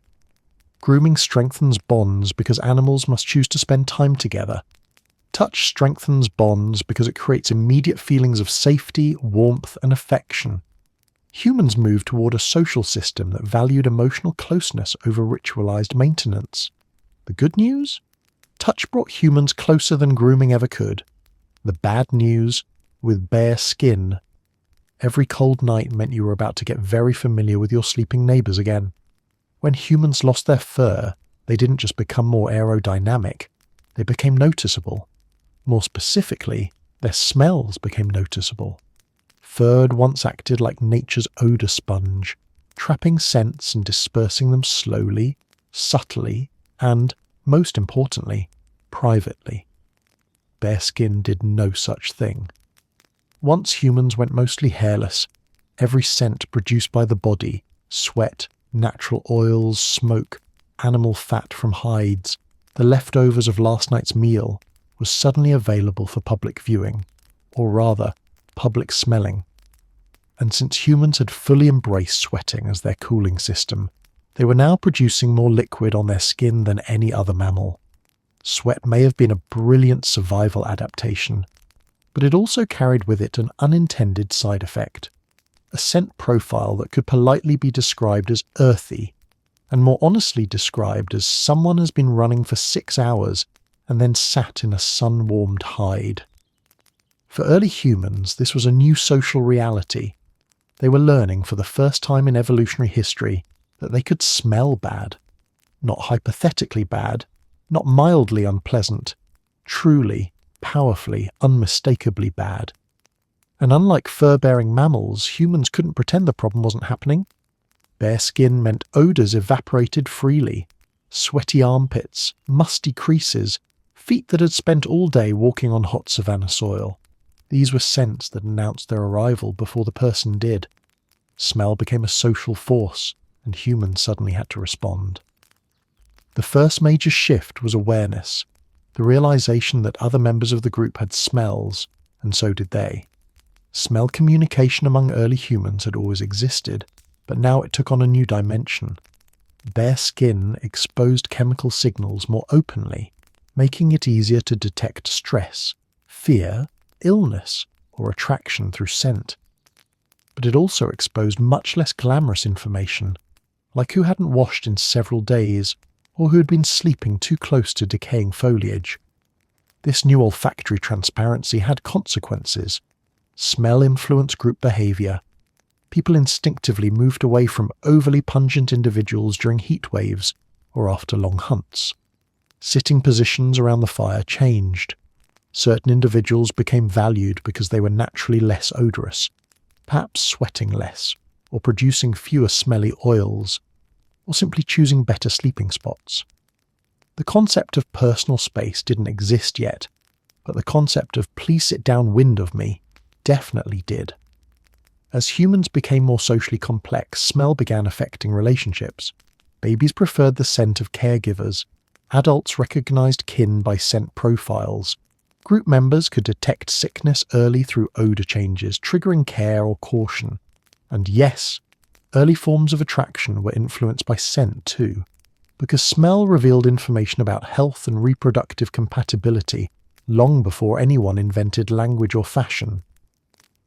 But with smell becoming socially meaningful, hygiene, primitive, reluctant hygiene, began to emerge. At first, hygiene wasn't a ritual or routine, it was a response. Humans splashed water on themselves because water felt good. They wiped dirt and sweat away because it helped cool the skin. They went into rivers or lakes because it relieved heat. But gradually, these instinctive acts became culturally meaningful. Groups who lived near water sources developed the earliest habits of rinsing their skin. Those who slept close to fire discovered that smoke masked body odor and discouraged pests. Humans rubbed leaves, clay, or sand onto their skin, learning that abrasive materials could clean away sweat residue.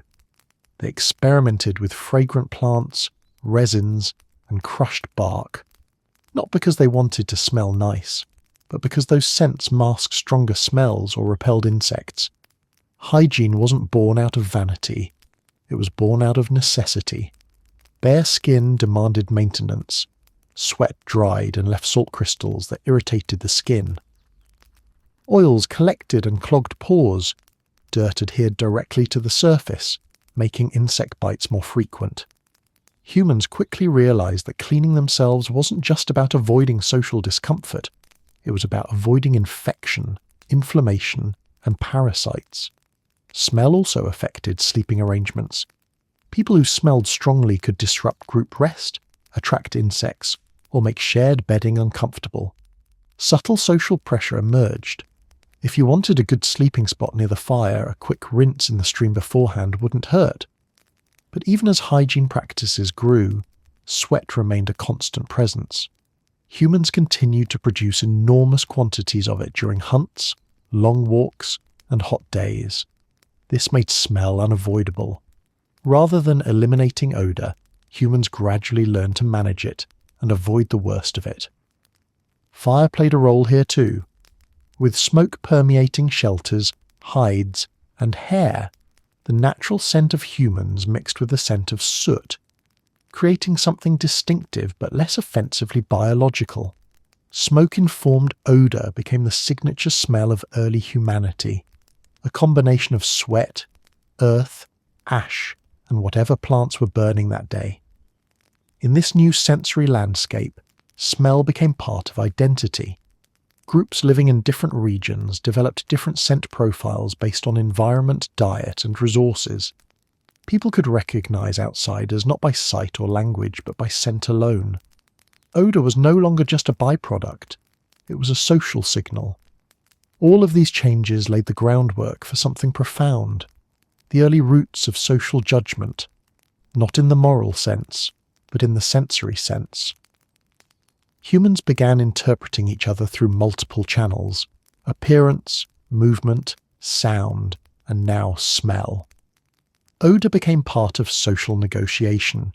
Who was healthy, who was stressed, who was injured, who was nearby, and who needed to stand a little farther away. This rise of smell awareness influenced cooperation, caregiving, conflict, and even mate selection. It shaped group dynamics in ways grooming never did. Bare skin didn't just change how humans felt, it changed how humans perceived. The good news? Humans finally realized cleanliness had survival benefits. The bad news?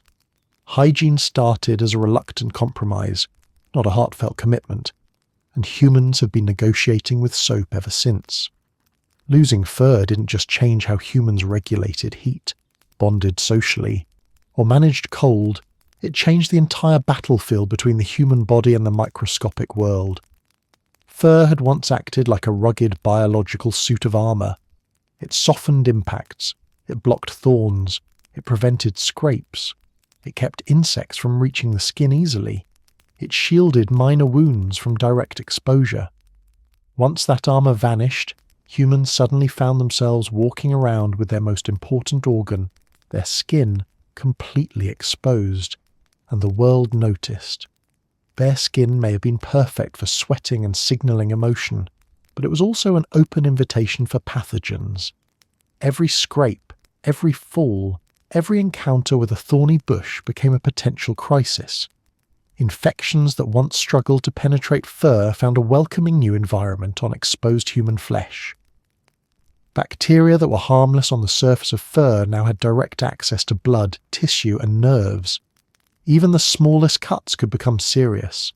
This vulnerability forced humans into a new evolutionary arena, the fight against disease, and unlike running, hunting, or building shelters, disease didn't care about strength or speed. It exploited invisibility, timing, and opportunity. A simple scratch picked up from climbing rocks could swell, redden, and fester. A puncture from a sharp plant spine could introduce soil bacteria that caused fever. Even minor abrasions could become life-threatening without intervention. Bare skin didn't just expose humans to pathogens, it increased the frequency of injuries themselves. Without fur cushioning their bodies, humans in motion were constantly bumping into things, dragging against rough surfaces, or getting scraped by the very landscapes they navigated. Daily life became a cycle of small wounds. Small wounds became risks, and risks demanded solutions. Thus began the earliest forms of treatment, long before medicine, long before ritual healing, long before knowledge had names. At first, humans responded instinctively. Pain signaled danger. Blood signaled vulnerability. Touch signaled comfort. Parents would lick wounds on their children, not knowing saliva contained antibacterial compounds. Group members pressed hands against injuries to stop bleeding, learning pressure worked even if they didn't understand why. They blew on burns, washed cuts in rivers, and avoided reopening healing wounds by limiting movement. These were simple acts, but they laid the foundation for caregiving. As the pattern repeated, injury, swelling, fever, recovery, or death, humans began recognizing which responses helped. Certain plants soothed stings or reduced swelling. Mud packed on insect bites alleviated pain. Cool river water eased fevered skin. Smoke deterred insects from settling into open wounds. Fire's heat cauterized severe injuries. None of these practices were medicine, but all were experiments conducted by necessity. Care became collaborative. Injury wasn't a solitary problem anymore, it was a group responsibility. When someone fell or cut themselves or burned their skin near a fire, others helped. They rinsed wounds, cleaned debris, and kept the injured warm. They noticed which wounds healed quickly and which became dangerous. They learned the difference between a scratch that closed easily and a puncture that festered. These shared observations slowly accumulated into knowledge, and knowledge into behaviour. This is where bandaging emerged, not as a deliberate invention, but as a natural progression. Humans realised wounds healed better when kept covered. Leaves, grasses, bark strips, and scraps of hide became makeshift wraps, held in place with plant fibres. Bandages protected injuries from dirt, insects, and the daily chaos of movement. They reduced friction and prevented reopening. They were crude, yes, but they marked the beginning of human intervention into the body's healing process. Caregiving wasn't just practical, it strengthened social bonds. Injured individuals who received care were more likely to survive and remain part of the group, reinforcing cooperation. Groups with better caregiving practices retained more members, including the elderly, who in turn preserved knowledge and taught safer practices. Through this cycle, early humans developed something unprecedented in the animal kingdom, a culture of healing. Pathogens, meanwhile, continued to adapt. They entered through insect bites, contaminated water, or open wounds. They spread silently. Bare-skinned humans learned fear of illness even before they understood what illness was. Fever became a familiar yet mysterious enemy. Swelling, rashes, and infections became signals of danger. Observant individuals noticed patterns, injuries that smelled wrong, wounds that healed badly, foods that made people sick. Humans slowly built an intuitive map of danger zones in the microbial world. As these experiences accumulated, humans began experimenting with preventative measures. They avoided areas with too many biting insects. They recognized dangerous plants. They cleaned sleeping areas more carefully. They used smoke to sterilize tools and discourage pests. They buried waste further from living areas. All of this happened long before conscious understanding emerged, driven purely by trial, error, and survival's relentless pressure. Bearskin also changed how humans interacted with the environment. They learned to walk more carefully, climb more deliberately, and avoid unnecessary danger. Parents became more protective, teaching children to navigate landscapes without injuring themselves. Injury awareness became part of human behavior, influencing everything from tool design to group strategy. But perhaps the most important shift was psychological. Humans became aware of their own fragility. Injury no longer just hurt, it threatened survival. Illness no longer just weakened, it taught caution. Vulnerability became a shared reality, motivating individuals to care for each other in ways no other species did. This widespread caregiving born from bearskin vulnerability set the stage for compassion, empathy, and the earliest forms of human morality. In this chapter, humans aren't doctors yet. They aren't herbalists, shamans, or healers. They are simply beings trying to survive wounds their ancestors barely noticed. But through necessity, they begin the slow process of learning how to tend to the body, a journey that will eventually lead to medicine itself. The good news? Humans discovered care, healing, and the foundations of medicine. The bad news? Evolution handed them fragile, exposed skin and said, "You'll figure it out." If evolution were a project manager, this is the moment where you'd suspect it rushed a deadline. Human babies, unlike the neatly packaged, ready-to-walk offspring of antelopes, horses, or gazelles, arrive in the world more like half-finished prototypes. They can't walk, they can't cling, they can't feed themselves, they can't even hold their own heads up. Their first major skill is crying loudly enough to inform every predator within 4 miles that something small and delicious has been born. And strangely, this isn't a mistake. It's the direct consequence of several evolutionary breakthroughs colliding at once. To understand why human infants emerge so helpless, we have to back up to a critical structural change: the human pelvis. As early humans became committed upright walkers, their pelvises adapted to support bipedal movement. The pelvis narrowed and rotated to handle the stresses of walking upright. This was great for mobility, balance, and long-distance travel, but disastrous for childbirth. Now add another variable: bigger brains. Human brain size expanded rapidly over evolutionary time. This was wonderful for problem-solving, tool-making, fire-controlling, cooperation and storytelling, but it created a catastrophic design conflict. You can't have a narrow birth canal designed for upright walking and a gigantic-brained baby designed for genius without somebody paying the price. That somebody was the mother, and the baby, and frankly, the entire species. To resolve this crisis, evolution made a compromise. Babies would be born earlier, long before their brains reached full developmental size. This prevented fatal complications during birth, but created a new problem. Infants emerged wildly unprepared for life. Now, what does this have to do with hairlessness? Quite a bit. Before humans lost their fur, primate infants clung to their mother's hair instinctively. It was how they stayed safe during movement. Baby primates grip fur from birth and can hang on as their mothers climb, leap, or walk. But once humans became hairless, this essential survival strategy evaporated. A baby with nothing to cling to was suddenly a baby who had to be held constantly. This was inconvenient for adults, but it was nearly catastrophic for the infants themselves, because early human environments were full of predators, rough terrain, and extreme weather.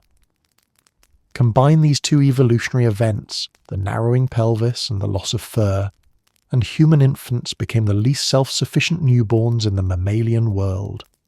They couldn't cling and they couldn't walk, meaning they were entirely dependent on others not just for feeding, but for basic transport and safety. Human babies aren't born early compared to other animals. They're born unfinished. This unfinished state reshaped human behavior profoundly. Because infants needed constant holding, early humans became more hands-on than any other primate species. Mothers carried babies all day, fathers carried babies, siblings carried babies, grandparents carried babies. Babies were passed around so frequently that early human groups essentially practiced continuous communal childcare out of sheer necessity. This wasn't sentiment, it was survival.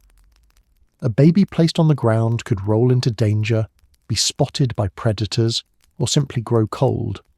Being held wasn't affection, it was life support. This physical dependency also created emotional dependency.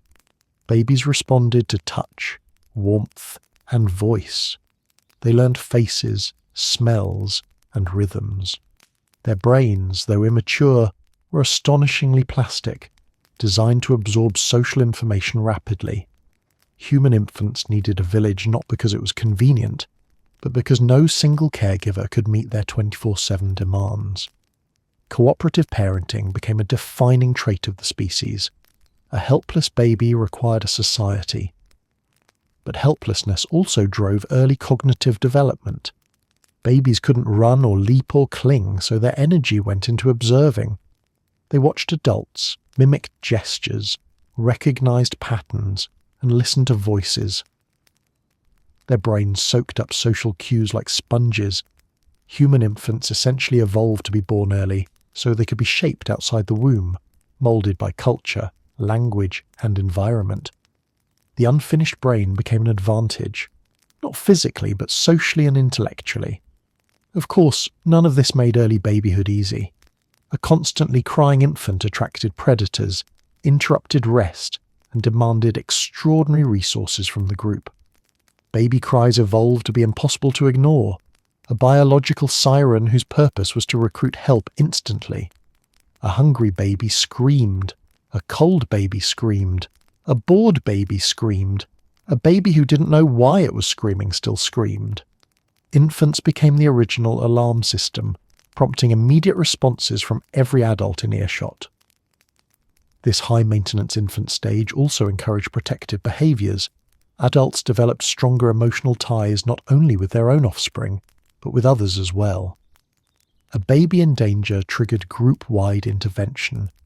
Humans became guardians, not just parents.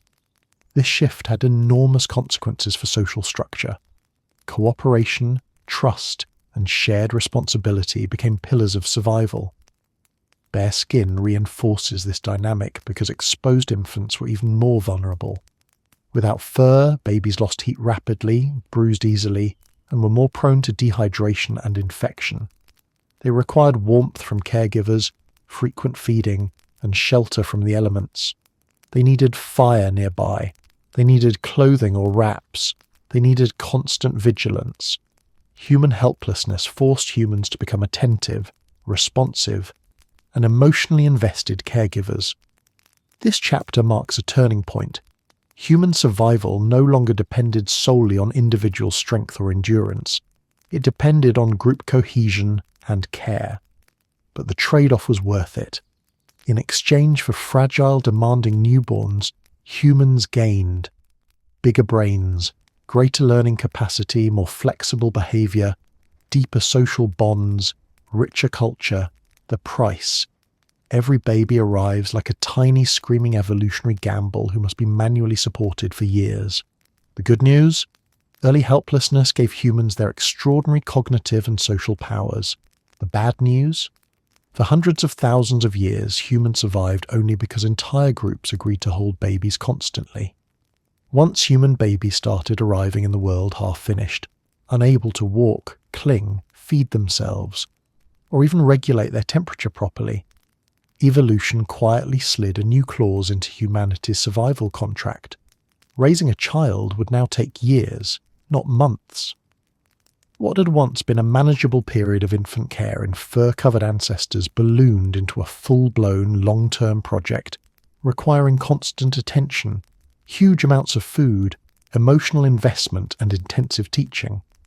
In short, parenthood transformed from a biological role into a full-time occupation. This shift didn't happen because humans suddenly felt sentimental about babies. It happened because helpless infants forced adults into prolonged caregiving. A human child couldn't simply pop out and start following the group around like a gazelle calf. They lacked mobility, coordination, and even basic judgment. Their brains, magnificent, oversized, hungry engines of possibility, needed years to develop. And during those years, the child was essentially a delicate, expensive, noisy bundle of potential that needed constant protection from cold, predators, accidents, and its own curiosity. The result was a radical evolutionary strategy. Fewer offspring, but more investment in each one. Many animals follow the opposite strategy, produce numerous young, hope a fraction survive, and move on. Humans couldn't afford that approach anymore. A single child took so much time and effort that losing one was a catastrophic blow to the group. Thus, humans began producing fewer children, but pouring immense resources into ensuring each one reached adulthood. This meant parenting wasn't just an activity, it was a communal infrastructure. Mothers, already burdened by pregnancy, recovery, and breastfeeding, could not possibly meet all the child's needs alone. Human milk production demanded enormous calories. Constant carrying required strength. Protection required vigilance. Teaching required patience. So parenting became a group project. Fathers contributed food and defense. Siblings carried babies. Grandparents taught and watched over toddlers. And unrelated group members helped simply because cooperation increased overall survival. Humans didn't just evolve to raise children. They evolved to share the raising of children. This cooperative care created a new kind of society, one centered around learning. Human childhoods elongated dramatically. In most mammals, young ones reach independence quickly, weeks or months. But humans took years to walk confidently, a decade to hunt or gather effectively, and even longer to gain the knowledge needed to survive dangerous landscapes. Childhood became an extended training period, not just for acquiring skills, but for absorbing the behaviors, customs, and problem-solving strategies of the group. This long runway created opportunities that no other animal enjoyed. Children learned through observation and imitation. Adults taught through demonstration, repetition, and storytelling. Knowledge accumulated across generations instead of being reinvented each time. Complex social rules, technologies, and traditions could develop because children had time to learn them. The cost of childhood increased, but so did the benefits. Long childhoods also transformed the family structure.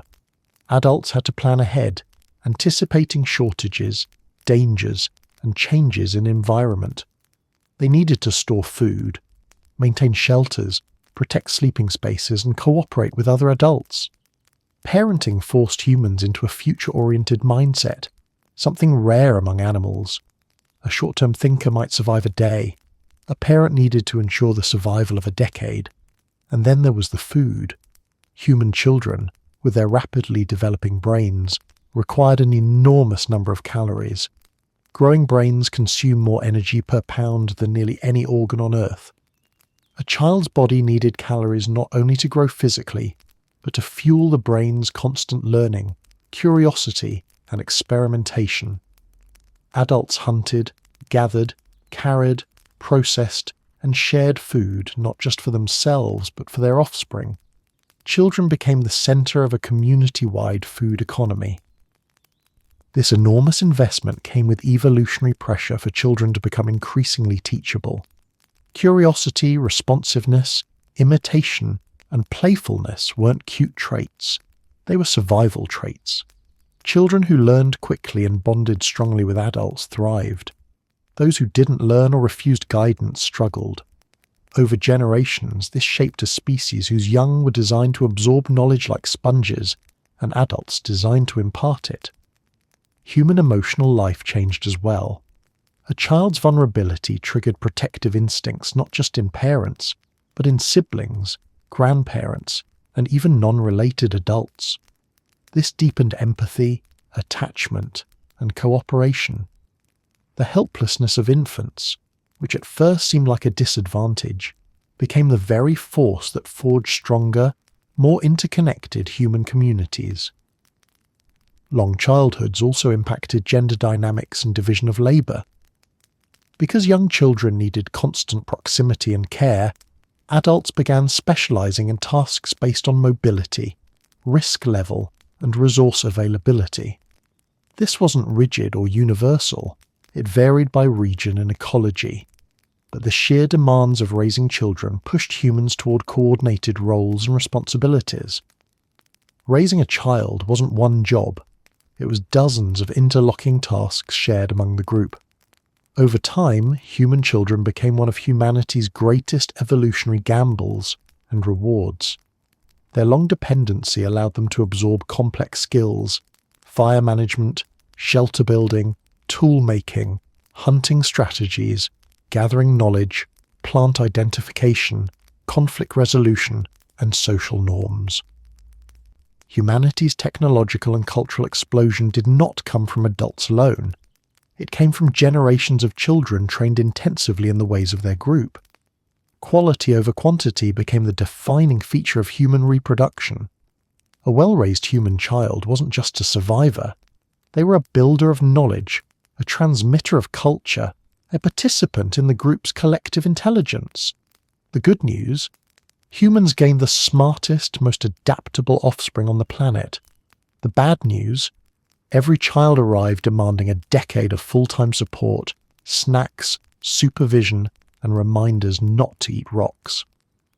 By the time human childhood stretched into years-long apprenticeships and infants required constant supervision, the human species found itself in a new era, one where survival hinged not only on biological adaptations, but increasingly on social organization. Unlike earlier hominins, who relied primarily on instinct and physical traits, humans had begun relying on systems of cooperation, learned behavior, and division of labor. This was the dawn of culture actively shaping the direction of human evolution. Here, gender roles began to crystallize, not as rigid laws or universal rules, but as practical outcomes of the pressures and demands of early human life. Let's be clear from the start. Early gender roles weren't about ideology. They weren't rooted in tradition as we understand it. They emerged because raising helpless babies, making clothing, building shelters, and hunting large animals all required time, skill, and teamwork, and humans suddenly needed to allocate tasks efficiently to keep everyone alive. Childcare was the first major force in shaping roles. Human infants were demanding. They had to be carried constantly, fed often, protected from cold, and watched for hours a day. Nursing tethered mothers physically to their offspring, especially in the early years when children were entirely dependent on breast milk. This naturally kept mothers closer to camp, closer to fire, closer to shelter, and closer to the group's daily domestic tasks. But childcare wasn't exclusively maternal. Older siblings began taking on responsibilities. Grandparents, who survived longer thanks to improved food sharing, fire, and group protection, became crucial caregivers. Other adults helped carry and calm babies. This alloparenting, or shared parenting, allowed mothers more freedom to participate in foraging, clothing production, and teaching. It wasn't that one gender raised children, it was that the presence of young children shaped how the group organized itself. While some adults stayed near camp with children, others ventured outward in search of food. Here hunting strategies came into play. Endurance hunting, chasing prey until it overheated, required long hours, wide-ranging movement, and the ability to pursue animals across kilometers of open terrain. It required coordination, stamina, and freedom from the constant physical demands of childcare. For biological reasons, mothers of very young infants rarely participated in these long-distance pursuits. Men, being free from nursing demands, often took the lead in physically intensive hunting roles. This wasn't universal. Ethnographic evidence suggests women in many societies hunted actively, especially small game, used traps, or assisted in driving animals. But persistent patterns emerged. Individuals with fewer childcare obligations undertook the riskiest, farthest-ranging food acquisition tasks.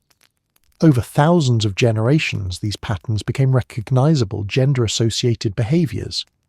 Meanwhile, gathering, foraging, and tool preparation, tasks requiring detailed environmental knowledge, fine motor skills, and careful monitoring of surroundings, became areas where mothers, grandmothers, and adolescents excelled. Gathering plant foods, insects, nuts, tubers, and fruits required familiarity with seasonal cycles and local ecologies. It also fit naturally with staying near camp or travelling shorter distances with young children in tow. This division of responsibilities, endurance hunting often by men, foraging often by women, created a balanced food economy. Hunting brought in protein and fat. Gathering brought in consistent, reliable calories. Each role fed the group. Neither was optional. Then came clothing production, which became a cultural industry in itself. Clothing wasn't a one-and-done survival hack. Hides needed scraping, stretching, drying, softening, sewing, and repairing. Tools had to be made for piercing, weaving, cutting, and fastening. Clothing required ongoing maintenance. Humans couldn't simply graft their fur back on after all. The individuals spending more time in camp naturally became experts in hide preparation and garment production. Over time, this specialization deepened. Skill passed from adults to children. Knowledge accumulated. Clothing became both a practical necessity and a cultural craft. Likewise, shelter construction and maintenance followed similar patterns. Building windbreaks, patching walls, weaving bedding, collecting firewood, and controlling fire were tasks that integrated home-based labor with environmental awareness. These duties supported group survival every day, not just during hunts. Bit by bit, these activity patterns became gender roles, not biologically fixed destinies, but culturally reinforced divisions shaped by survival needs. Culture began nudging biology. Individuals who excelled in roles aligned with their physical and reproductive realities contributed more to group success, and their traits, behavioral, cognitive, physical, were more likely to be passed on. For example, people skilled at tracking and endurance might be favored as hunters. People adept at fine motor skills and plant knowledge thrived in foraging and clothing production. People with strong collaborative instincts succeeded as caregivers and teachers. people with social intelligence facilitated group cohesion and problem solving. These skills weren't gender exclusive, but recurring patterns formed the foundation for cultural expectations. Importantly, group survival depended on everyone, not just the hunters or the caregivers. Foraging could provide up to 70–80% of daily calories. Clothing and shelter protected the entire community. Teaching children ensured continuity. In this era, survival was a multi-role, multi-skill equation. No task was expendable. Most significantly, these emerging roles shaped how humans thought. The brain adapted to new types of tasks. Planning hunts required spatial awareness, cooperation, anticipation, and patience. Foraging required memory, pattern recognition, plant identification, and seasonal knowledge. Clothing and toolmaking required dexterity, creativity, and craftsmanship. Childcare required emotional sensitivity, communication, and social coordination. All of these cognitive abilities contributed to the expansion of human intelligence. Culture was now steering evolution, pushing humans toward traits that supported cooperation, communication, and flexibility. Gender roles at this stage weren't rigid cages, they were strategies. They optimized resources, energy, and survival in a world where every calorie mattered, every child mattered, and every adult contributed to the collective effort. The good news? A cooperative division of labour made humans astonishingly successful. The bad news? It also set the stage for several 100,000 years of arguments about who was supposed to be doing what. When evolution stripped humans of their fur, it didn't offer a warranty, a replacement model, or even an apology. Humans were left naked in a world full of claws, thorns, freezing nights, scorching winds, and biting insects. Biology had made its final decision. You'll be mostly hairless now. Good luck. And so humans responded with the only advantage evolution had given them in return, the ability to make things. In this chapter, humanity begins solving the insulation problem not through genes, but through technology. What fur once did automatically, humans now had to do manually, and surprisingly they did it astonishingly well. The first breakthrough came in the form of blankets, simple, practical, and absolutely life-saving. Early humans had already been draping hides over themselves for warmth, but at some point they realized these coverings didn't have to stay on their bodies to be useful. They could be spread out as bedding, wrapped around children, or piled collectively over sleeping groups at night. Hides softened through scraping and repeated use became more pliable, comfortable, and insulating. Blankets transformed sleep from a nightly endurance trial into something that vaguely resembled rest. But blankets alone weren't enough. Cold didn't just attack from above, it surged from the ground. So humans started expanding their insulation strategies outward. Tents and shelters appeared as the next step in replacing the protective environment fur had once provided. Early tents were not elegant structures. They were improvisations, animal hides stretched over branches, foliage woven into windbreaks, frames made from bones, reeds, or flexible saplings.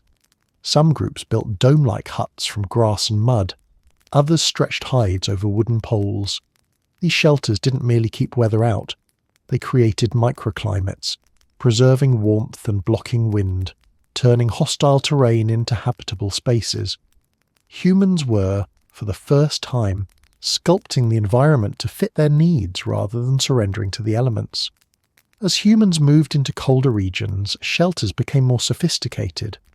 Wind-tight entrances, raised bedding platforms, layered insulation, and fire-friendly interiors emerged. The biology humans had lost, they were rebuilding through architecture. Then came footwear, one of humanity's most underrated inventions. Walking barefoot on the savannah was tolerable. Walking barefoot on snow, frozen ground, or jagged rock was a fast-track ticket to frostbite, infection, or intense regret. Early humans began wrapping their feet in hides, tying them with plant fibers or sinew, stuffing them with grasses for insulation, These crude shoes allowed travel over long distances and protected skin from cold, sharp terrain and the constant friction of migration. Footwear changed everything. It expanded the range humans could travel.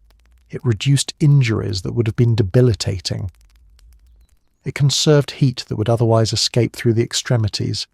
It allowed humans to stay mobile even in harsh climates. Every step in a hide-wrapped shoe was a declaration. I may be hairless, but I'm not helpless. Humans didn't stop with clothing and shelters.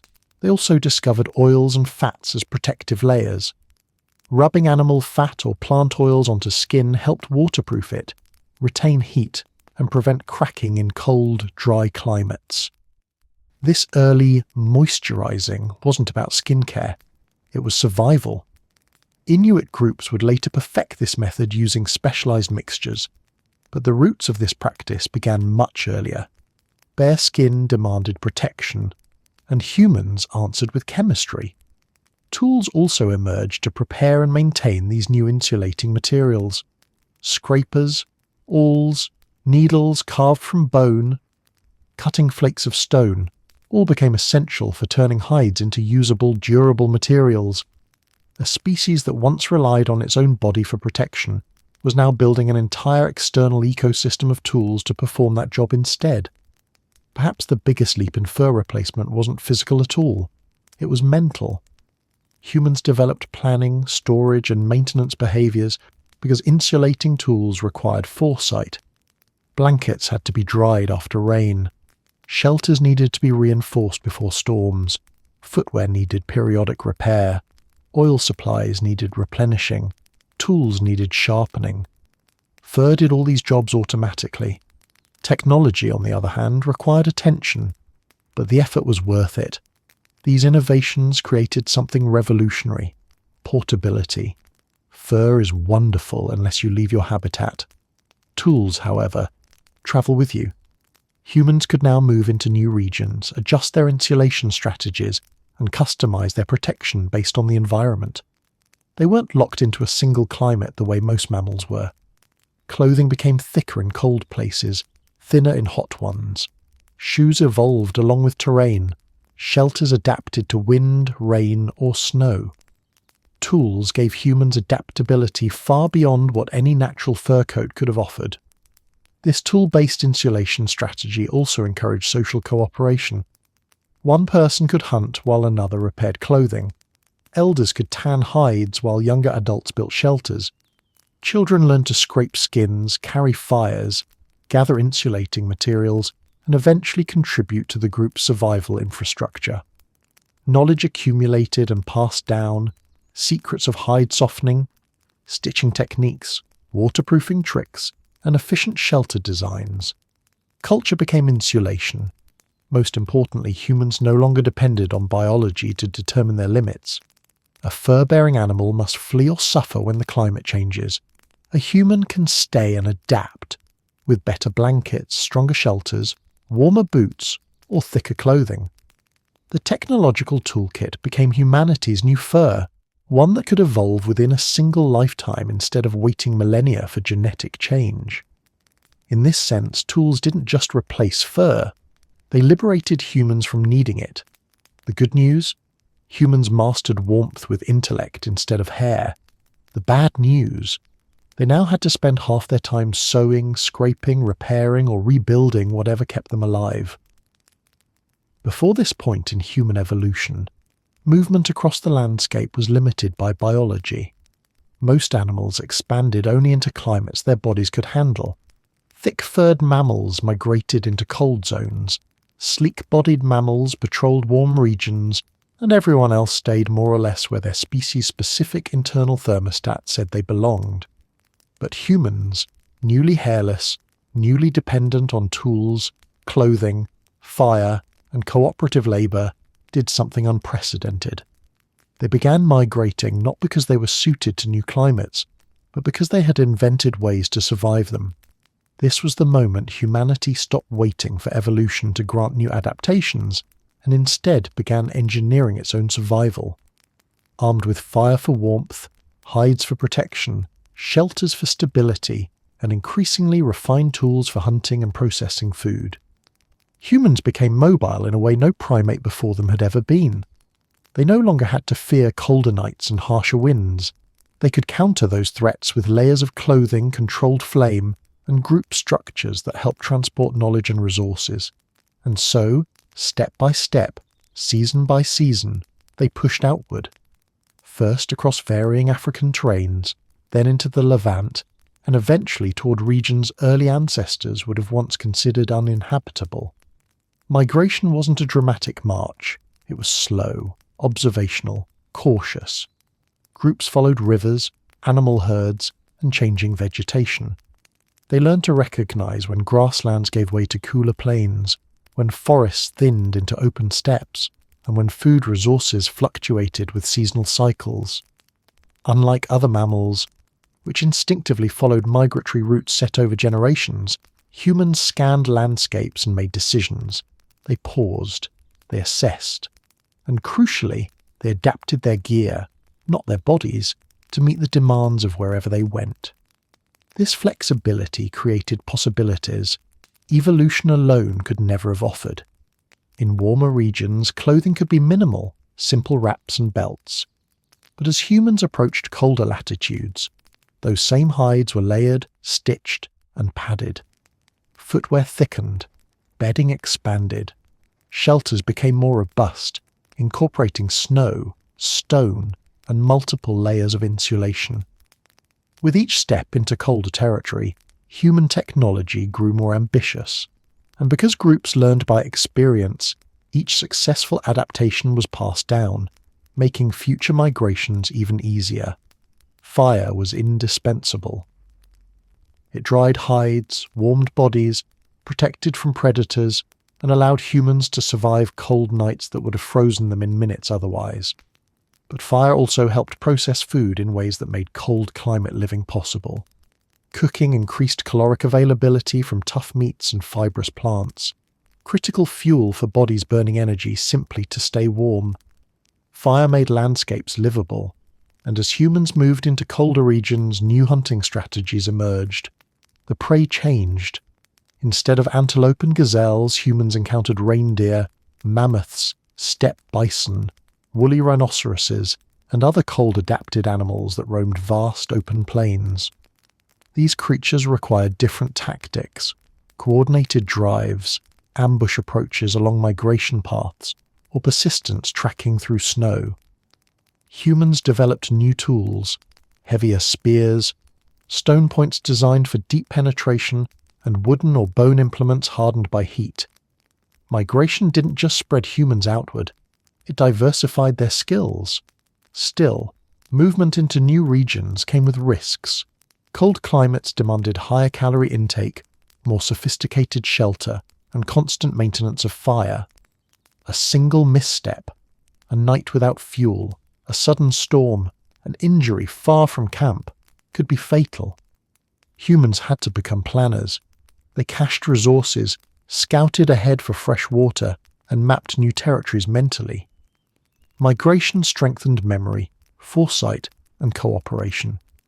This cultural sophistication meant decisions increasingly involved group discussion. Those who had travelled ahead shared what they saw. Elders recalled past travels. Parents considered food needs for their children.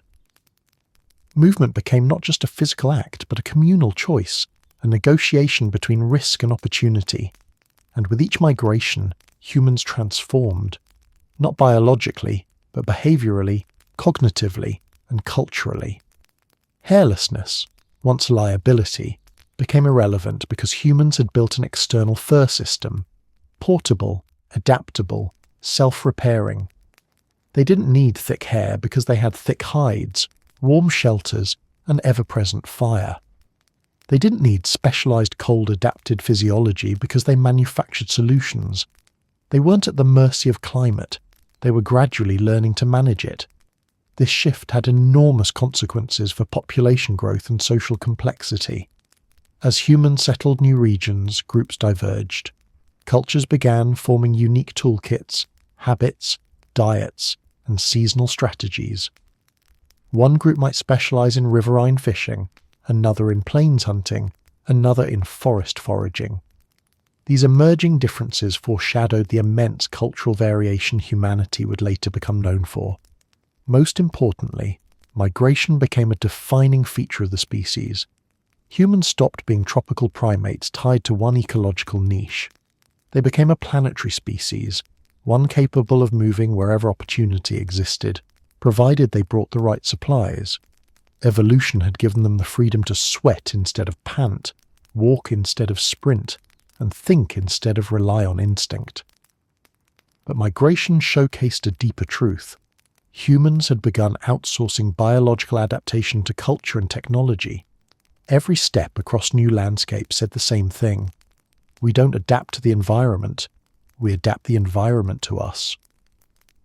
This philosophy, unconscious at first, later deliberate, would eventually carry humans across continents, deserts, oceans, and ice sheets.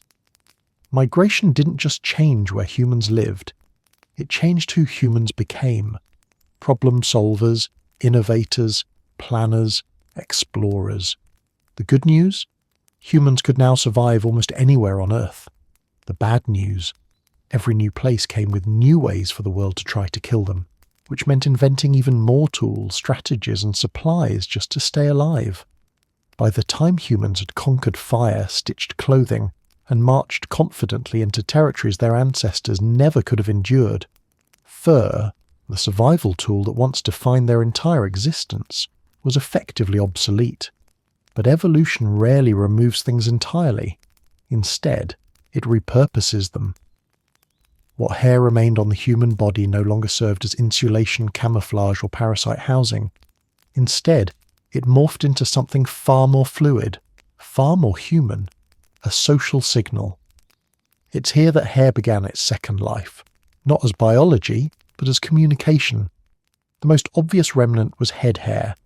Unlike body hair, which thinned dramatically over human evolution, head hair stuck around, and not subtly. It grew longer, thicker, and faster than any other hair on the body. This wasn't an accident. The scalp, being exposed to intense sunlight during long-distance travel and midday hunting, needed protective covering. But once humans invented hats, hoods, and other insulating headgear, scalp hair's relevance as sunshade weakened. Its symbolic value, however, grew stronger. Long, healthy head hair often signaled vitality, nutritional status, and overall well-being. Because hair grows continuously and reflects months of health history, it became a visible indicator of someone's internal condition. In early communities, lush or well-maintained hair suggested someone who had been well-fed, uninjured, and successfully cared for by their group. Hair integrity quietly communicated survival success before anyone said a word. As humans became more socially complex, head hair took on additional meaning. People styled it, tied it, braided it, decorated it with feathers or beads, coated it with oils, or cut it short. These acts weren't vanity, they were early expressions of identity. Hairstyles began subtly differentiating age groups, signalling when someone reached adolescence or adulthood. They reflected group membership, demonstrated skill, and allowed individuals to express status, mood, or role. Head hair stopped being just hair. It became message and medium. Then came facial hair, which brought its own dramatic flair. Present in males far more prominently than females, facial hair emerged as one of humanity's earliest biological badges of maturity. A developing beard signaled hormonal shifts tied to growth, strength, and reproductive capacity. In small groups, these changes mattered. Adults needed ways to assess who was ready for certain tasks, dangerous hunts, leadership responsibilities, or forming long-term partnerships. Facial hair offered a quick visual cue, but facial hair also became a palette for cultural symbolism. Some groups encouraged its growth as a sign of wisdom or dominance. Others removed it to signal youthfulness, agility, or ritual purity. Because hair was no longer essential for warmth, humans had newfound freedom to modify it however they wished. As a result, grooming practices began evolving into traditions. The earliest grooming tools, shells, sharp stones, flaked obsidian, became instruments of expression as much as utility. Body hair too found new meaning. Although drastically reduced from ancestral conditions, the distribution and thickness of body hair still carried social implications. In some groups, body hair signaled maturity and physical development.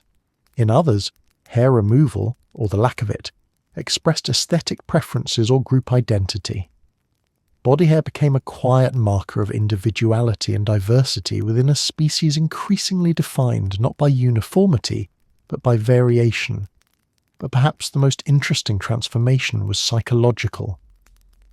Humans began noticing hair, not just on themselves, but on others. Its texture, colour, density, shine, shape, and length all became part of how people perceived one another. Hair could frame the face, soften or sharpen appearance, enhance visual cues during conversation, and even influence first impressions. Without dense fur to blur features, hair highlighted individuality in ways no primate had experienced before. Hair's symbolic role deepened as communities grew larger and more socially complex. It helped distinguish families, clans, or tribes. It became a visual shorthand for belonging, difference, or aspiration. Over time, hair would become intertwined with rituals, birth ceremonies, coming-of-age milestones, marriage customs, mourning practices, and leadership displays. Long before metals, dyes, or pigments were widely used, hair was the most customizable, expressive material humans carried on their own bodies. Hair's new symbolic role also interacted with gender expression. Differences in hair patterns between sexes became amplified socially. Facial hair marked men in ways visual and cultural. Scalp hair became a universal medium, but how it was styled often varied distinctly between men and women. Body hair differences became social signals of maturity and identity. None of these were strictly biological necessities. They were emergent cultural landscapes shaped by human creativity. Importantly, hair also became tied to emotion. Humans unconsciously use hair in gestures, running fingers through it, flipping it, pulling it back, covering the face with it, or braiding it in moments of focus or stress. Hair became part of the emotional vocabulary, an expressive extension of the self. And for all its symbolism, hair still retained practical benefits in one very specific arena: courting and bonding. Hair could be touched, braided, admired, adjusted, or shared. These interactions deepened connection and created tactile intimacy at a time when humans were developing increasingly complex relationships. Hair became a sensory tool for trust and closeness. By this point in evolution, hair had fully transitioned from survival mechanism to cultural artifact. It represented health, maturity, identity, group membership, and aesthetic expression. No longer a fur coat, it had become a language without words, a visible cue in the ongoing narrative of human social life. The good news? Hair became a versatile, expressive tool for communication. The bad news?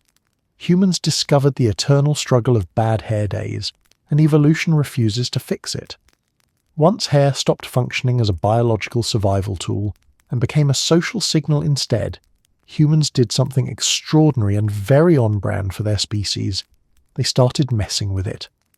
If evolution had left them a small amount of hair after deleting the full-body fur coat, humans took that as a creative challenge.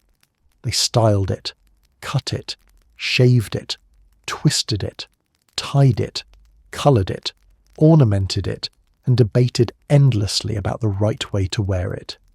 In other words, grooming evolved into identity. This transformation didn't happen overnight. Early grooming practices were functional at first. People trimmed hair to keep it out of their eyes, tied it back to reduce snagging while hunting or crafting, or shaved patches to discourage lice. But once grooming tools, sharpened stones, shells, bone razors, became more sophisticated, grooming turned intentional. Practicality became aesthetic. Function became expression.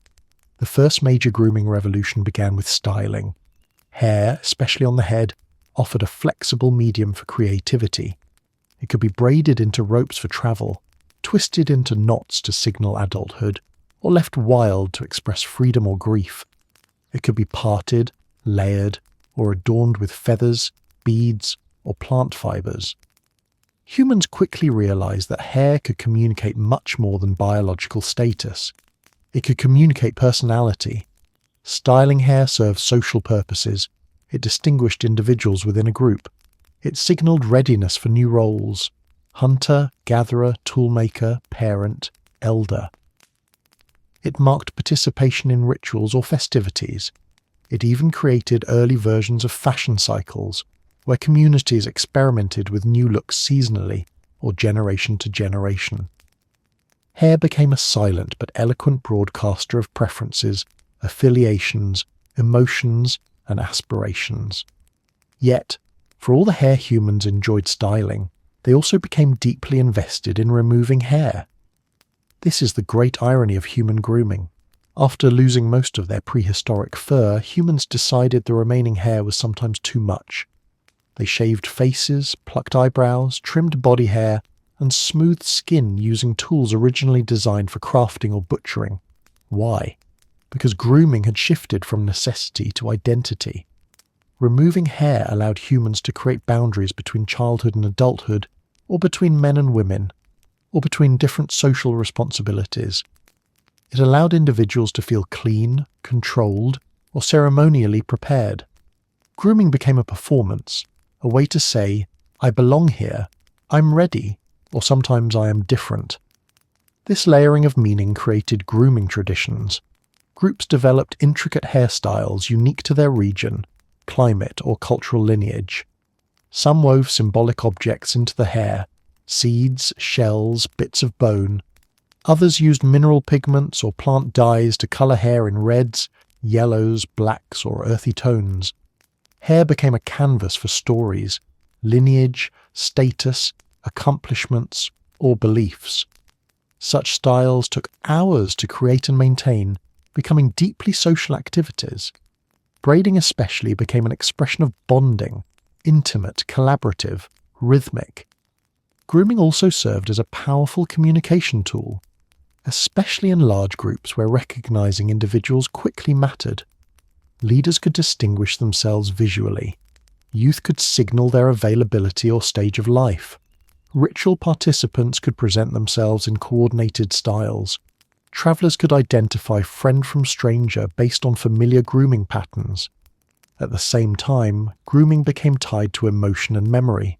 Humans prepared their hair for celebrations, ceremonies, hunts, marriages, and rites of passage. They cut or altered it during mourning or transitions. Hairstyles anchored moments in personal and collective history. A braid wasn't just a braid, it was a timeline. And as grooming grew more refined, so did grooming tools. Humans crafted combs from bone or horn.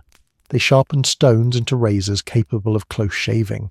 They invented early plucking tools, smoothing stones, and even mixtures of clay or ash that acted as primitive cleansers.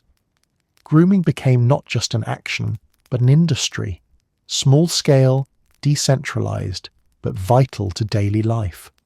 The social implications were immense. Grooming created hierarchies, not oppressive ones yet, but symbolic ones. Complex styles required time, materials, and help from others. A well-groomed individual signaled a strong support network, good health, and social integration. Grooming became a marker of relational wealth long before material wealth became visible. Perhaps most interestingly, grooming influenced interpersonal behavior. People touched each other's hair while braiding, shaving, or decorating.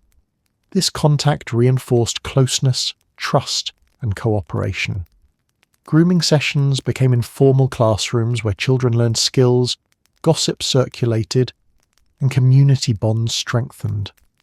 The act of styling someone's hair was an expression of care without words, a continuation of the tactile social world humans had developed after losing fur. Grooming also shaped the senses. Smell came into play as humans used aromatic plants or oils on hair, both for fragrance and to repel insects. Texture mattered. Smooth, rough, braided, loose. Visual contrast mattered. Light against dark, long against short, decorated against plain. Grooming trained humans to engage in subtle sensory analysis that would later influence art, design, and symbolic thought. As grooming took on more social weight, it began reinforcing identity categories. It helped differentiate children from adults, initiates from leaders, newcomers from elders. Grooming became a code, and humans became fluent in reading it, and thus, grooming transitioned from a biological cleaning behavior, something our primate ancestors did by instinct, to a full-blown cultural phenomenon that shaped personal identity, community belonging, and emotional expression. The good news? Grooming became a creative, meaningful part of human life, strengthening bonds and broadcasting identity.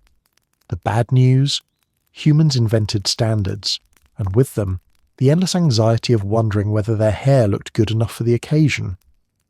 By the time modern humans walked onto the evolutionary stage, fully hairless, socially complex, technologically clever, they had long since embraced the trade-offs that came with their smooth-skinned design. But the bill for losing fur didn't stop arriving in prehistory. It continues to this very day, arriving in monthly installments, seasonal inconveniences, and the lifelong subscription known as personal maintenance. Hairlessness gave humans unmatched endurance, cooling efficiency, social bonding opportunities, and the freedom to migrate nearly anywhere on Earth. But it also introduced a menu of challenges that other mammals simply don't deal with. A wolf doesn't need sunscreen, an orangutan doesn't worry about chapped lips, a bison doesn't shiver at 18th year, but humans, those bold, bare-skinned risk-takers, must constantly negotiate with a world that seems specially designed to punish exposed bodies. The first, most obvious consequence is sunburn. Bare skin, for all its thermoregulatory brilliance, is catastrophically bad at handling intense solar radiation. Humans left the canopy for the savanna, then left the savanna for nearly every environment on Earth. And with each departure they carried the constant danger of UV overexposure. Skin pigmentation evolved as a partial shield, but even with melanin's protection, prolonged sun exposure can damage tissue. Humans learned quickly, sometimes painfully, that the sun is not a gentle companion. The result? A modern world full of hats, shade structures, and SPF-rated lotions. Humans became the only species that must apply a chemical shield before enjoying the outdoors. Sunbathing for humans is not a relaxing act. It's a negotiation with evolution's fine print. And when the sun goes away, or when temperatures drop, humans confront the opposite problem: hypothermia. Without fur, humans lose heat quickly. Even mild cold can become dangerous if the body is wet, exposed, or malnourished. Early humans solved this with clothing, fire, and shelter. Modern humans solve it with heating systems, jackets with 17 pockets, electric blankets, and the universal winter mantra: why is it always colder than I remember? The bare human body is a climate liability. It's too hot in the heat and too cold in the cold. It's the evolutionary equivalent of a smartphone with great features but terrible battery life. Powerful but needy. And then, of course, there's overheating. Sweat was evolution's genius invention, an evaporative cooling system unmatched in the animal kingdom. But in the modern world, with its metal cities, dense populations, and startlingly poor shade coverage, sweating creates new problems. Humans produce so much sweat that they invented an entire industry to manage it. Enter deodorant, antiperspirant, fragrance, powders, lotions, wipes, sprays, and the ongoing existential debate about which product actually works. No bear stands in a store reading labels on whether something is aluminum-free. No zebra worries that it might smell strange during a meeting. But humans, cursed with sweat's efficiency and odour's enthusiasm, now buy hygiene products with the dedication of a tax-paying ritual. Hairlessness also transformed the way humans experience injury and irritation. Skin exposed to the environment means Scratches are more frequent. Insect bites are more direct. Allergens hit harder. Cold wind burns the face. Heat dries the skin. Sand, dirt, and dust cling to every surface. Humans must moisturize, exfoliate, clean, protect, hydrate, soothe, and bandage their nearly naked bodies. Other animals wake up ready for the day. Humans wake up and must decide which part of themselves needs maintenance. Even sleep requires negotiation. Without fur, modern humans must manage bedding that's too hot or too cold, pajamas that trap too much or too little heat, blankets that must be the correct thickness, or they ruin everything. Humans solved prehistoric sleeping challenges with fire and hides. Modern humans solve them with memory foam mattresses, climate-controlled bedrooms, and arguments with partners about thermostat settings. Beyond the physical inconvenience, hairlessness has also shaped identity and culture in complicated ways. Humans compare skin tone, texture, and temperature. They worry about sunspots, dryness, or irritation. They wonder why the climate seems personally offended by their presence. The skin that once broadcast health and emotion now serves as a billboard for daily stress, seasonal dryness, and personal habits. But perhaps the biggest ongoing cost of hairlessness is medical vulnerability. Modern humans still face skin cancer from UV exposure, infections from small cuts, heat stroke when cooling fails, hypothermia from rapid heat loss, dehydration from sweating. Humans have created an entire field of dermatology to deal with the consequences of having the most visible sensitive organ exposed to everything from insects to pollution to relentless sunlight. And yet, despite the hazards, humans love being hairless. They celebrate smooth skin, shave willingly, wax enthusiastically or regretfully, and exfoliate with volcanic minerals mined from halfway around the planet. They moisturize with ancient oils, wear fabrics harvested from 4 continents, and even design clothing specifically engineered for environments biology never intended them to enter. For all its challenges, hairlessness is now deeply human, not because it protects them from weather, but because it shaped the culture that does. Losing fur made humans toolmakers, travelers, shelter builders, fashion inventors, sunscreen users, and deodorant enthusiasts. It made them vulnerable, but also ingenious. A creature with built-in insulation might have stayed where it began, but a creature forced to invent its own insulation learned to reshape the earth. The good news? Hairlessness helped humans evolve into the planet's most adaptable species. The bad news? They now pay monthly for sunscreen, heating bills, razors, lotions, antihistamines, moisturizers, deodorant, and climate control. In the grand story of human evolution, losing fur stands out as one of those decisions that feels both brilliant and deeply questionable. Like evolution looked at the blueprint for resilient hominin and clicked the smooth mode toggle without fully reading the warning label. And yet here humans are, the dominant species on the planet, the inventors of jets and poetry and waffle makers, the global travelers, the intercontinental problem solvers, all because they traded in a cozy fur coat for a strategy built on sweat, tools, cooperation, and sheer stubborn adaptability. So as we reach the final chapter of this evolutionary saga, it's time to step back and look at the deal humans made with nature, the good news, the bad news, and the ongoing consequences of becoming the world's most powerful naked ape. Let's start with the good news. Losing fur unlocked a cascade of advantages that set humans apart from anything else wandering Earth. Sweating made humans the undisputed champions of endurance.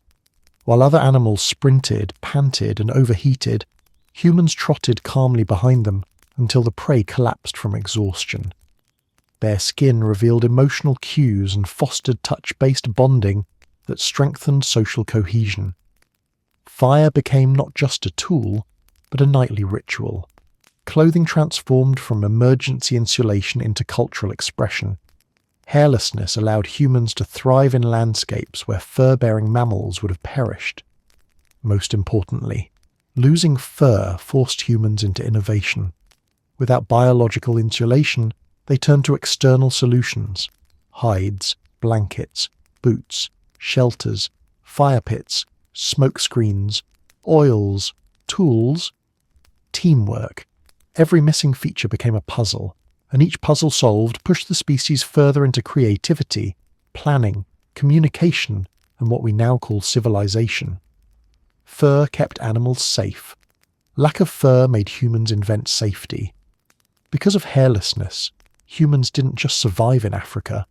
They ventured into mountains, snowfields, deserts, tundras, monsoon climates, river valleys, forests, islands, and eventually every continent on Earth except Antarctica, and then they built parkas and went there too.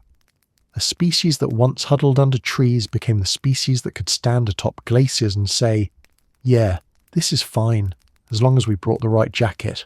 That's the good news. Now let's talk about the bad news. Humans may have conquered the planet, but they also became one of the most high-maintenance mammals ever created. Having bare skin means the world attacks you from every direction. Too much sun, your skin cooks. Too little, you freeze. Forget to moisturize in winter, you crack. Stand outside in the wind, you feel it deep in your soul.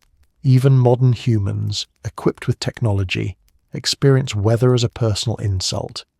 Clothing, originally a simple survival hack, became an all-consuming necessity. You don't wake up and ask, "Should I wear clothes today?" You ask, "Which type, how many layers, and why didn't I do laundry last night?" Your outfit determines whether you overheat, freeze, chafe, suffocate, or thrive. You lose fur once, and suddenly your mornings become a series of decisions no wolf has ever had to make. Heating too became essential.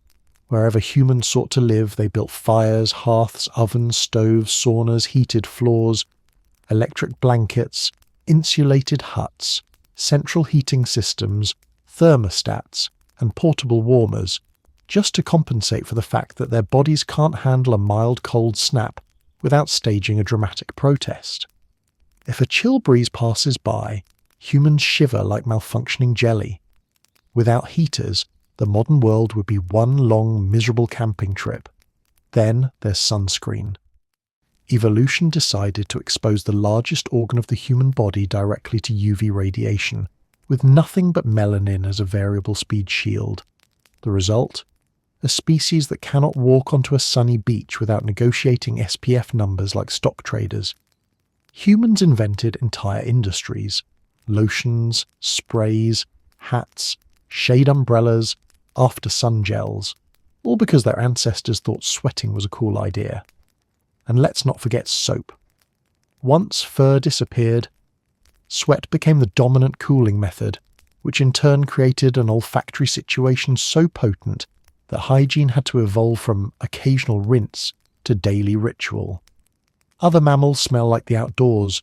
Humans smell like the outdoors after 8 hours of intense physical activity, which means they have spent thousands of years inventing cleansers, perfumes, deodorants, shampoos, moisturizers, conditioners, exfoliants, tonics, and soaps, scented like lavender fields and existential relief. Even human confidence became a casualty. Without fur, humans had to develop an inner insulation, a psychological coat to face the world. The breeze rustles? Humans say, "Is it cold? Or is this just me? A cloud moves. Should I bring a jacket? The room temperature changes by 1 degree. I can't live like this." Nakedness, once the natural state, became vulnerable, symbolic, and socially regulated. Humans now need both pants and emotional stability to leave the house. But here is the final twist, the part that ties the good news and the bad news into one undeniable truth. Losing fur made humans human. It forced them into cooperation, communication, innovation, invention. It drove them to create culture, technology, medicine, society, and the idea of planning for a future beyond tomorrow. It made them fragile but also powerful, delicate but also unstoppable. a creature built for survival through intelligence rather than insulation. The good news? Hairlessness propelled humans into becoming the dominant, imaginative, world-shaping species they are today. The bad news? If you forget your coat, skip sunscreen, misjudge the weather, lose your deodorant, or underestimate a breeze, you will instantly remember why fur exists. And that is the strange, hilarious legacy of the world's most ambitious naked ape.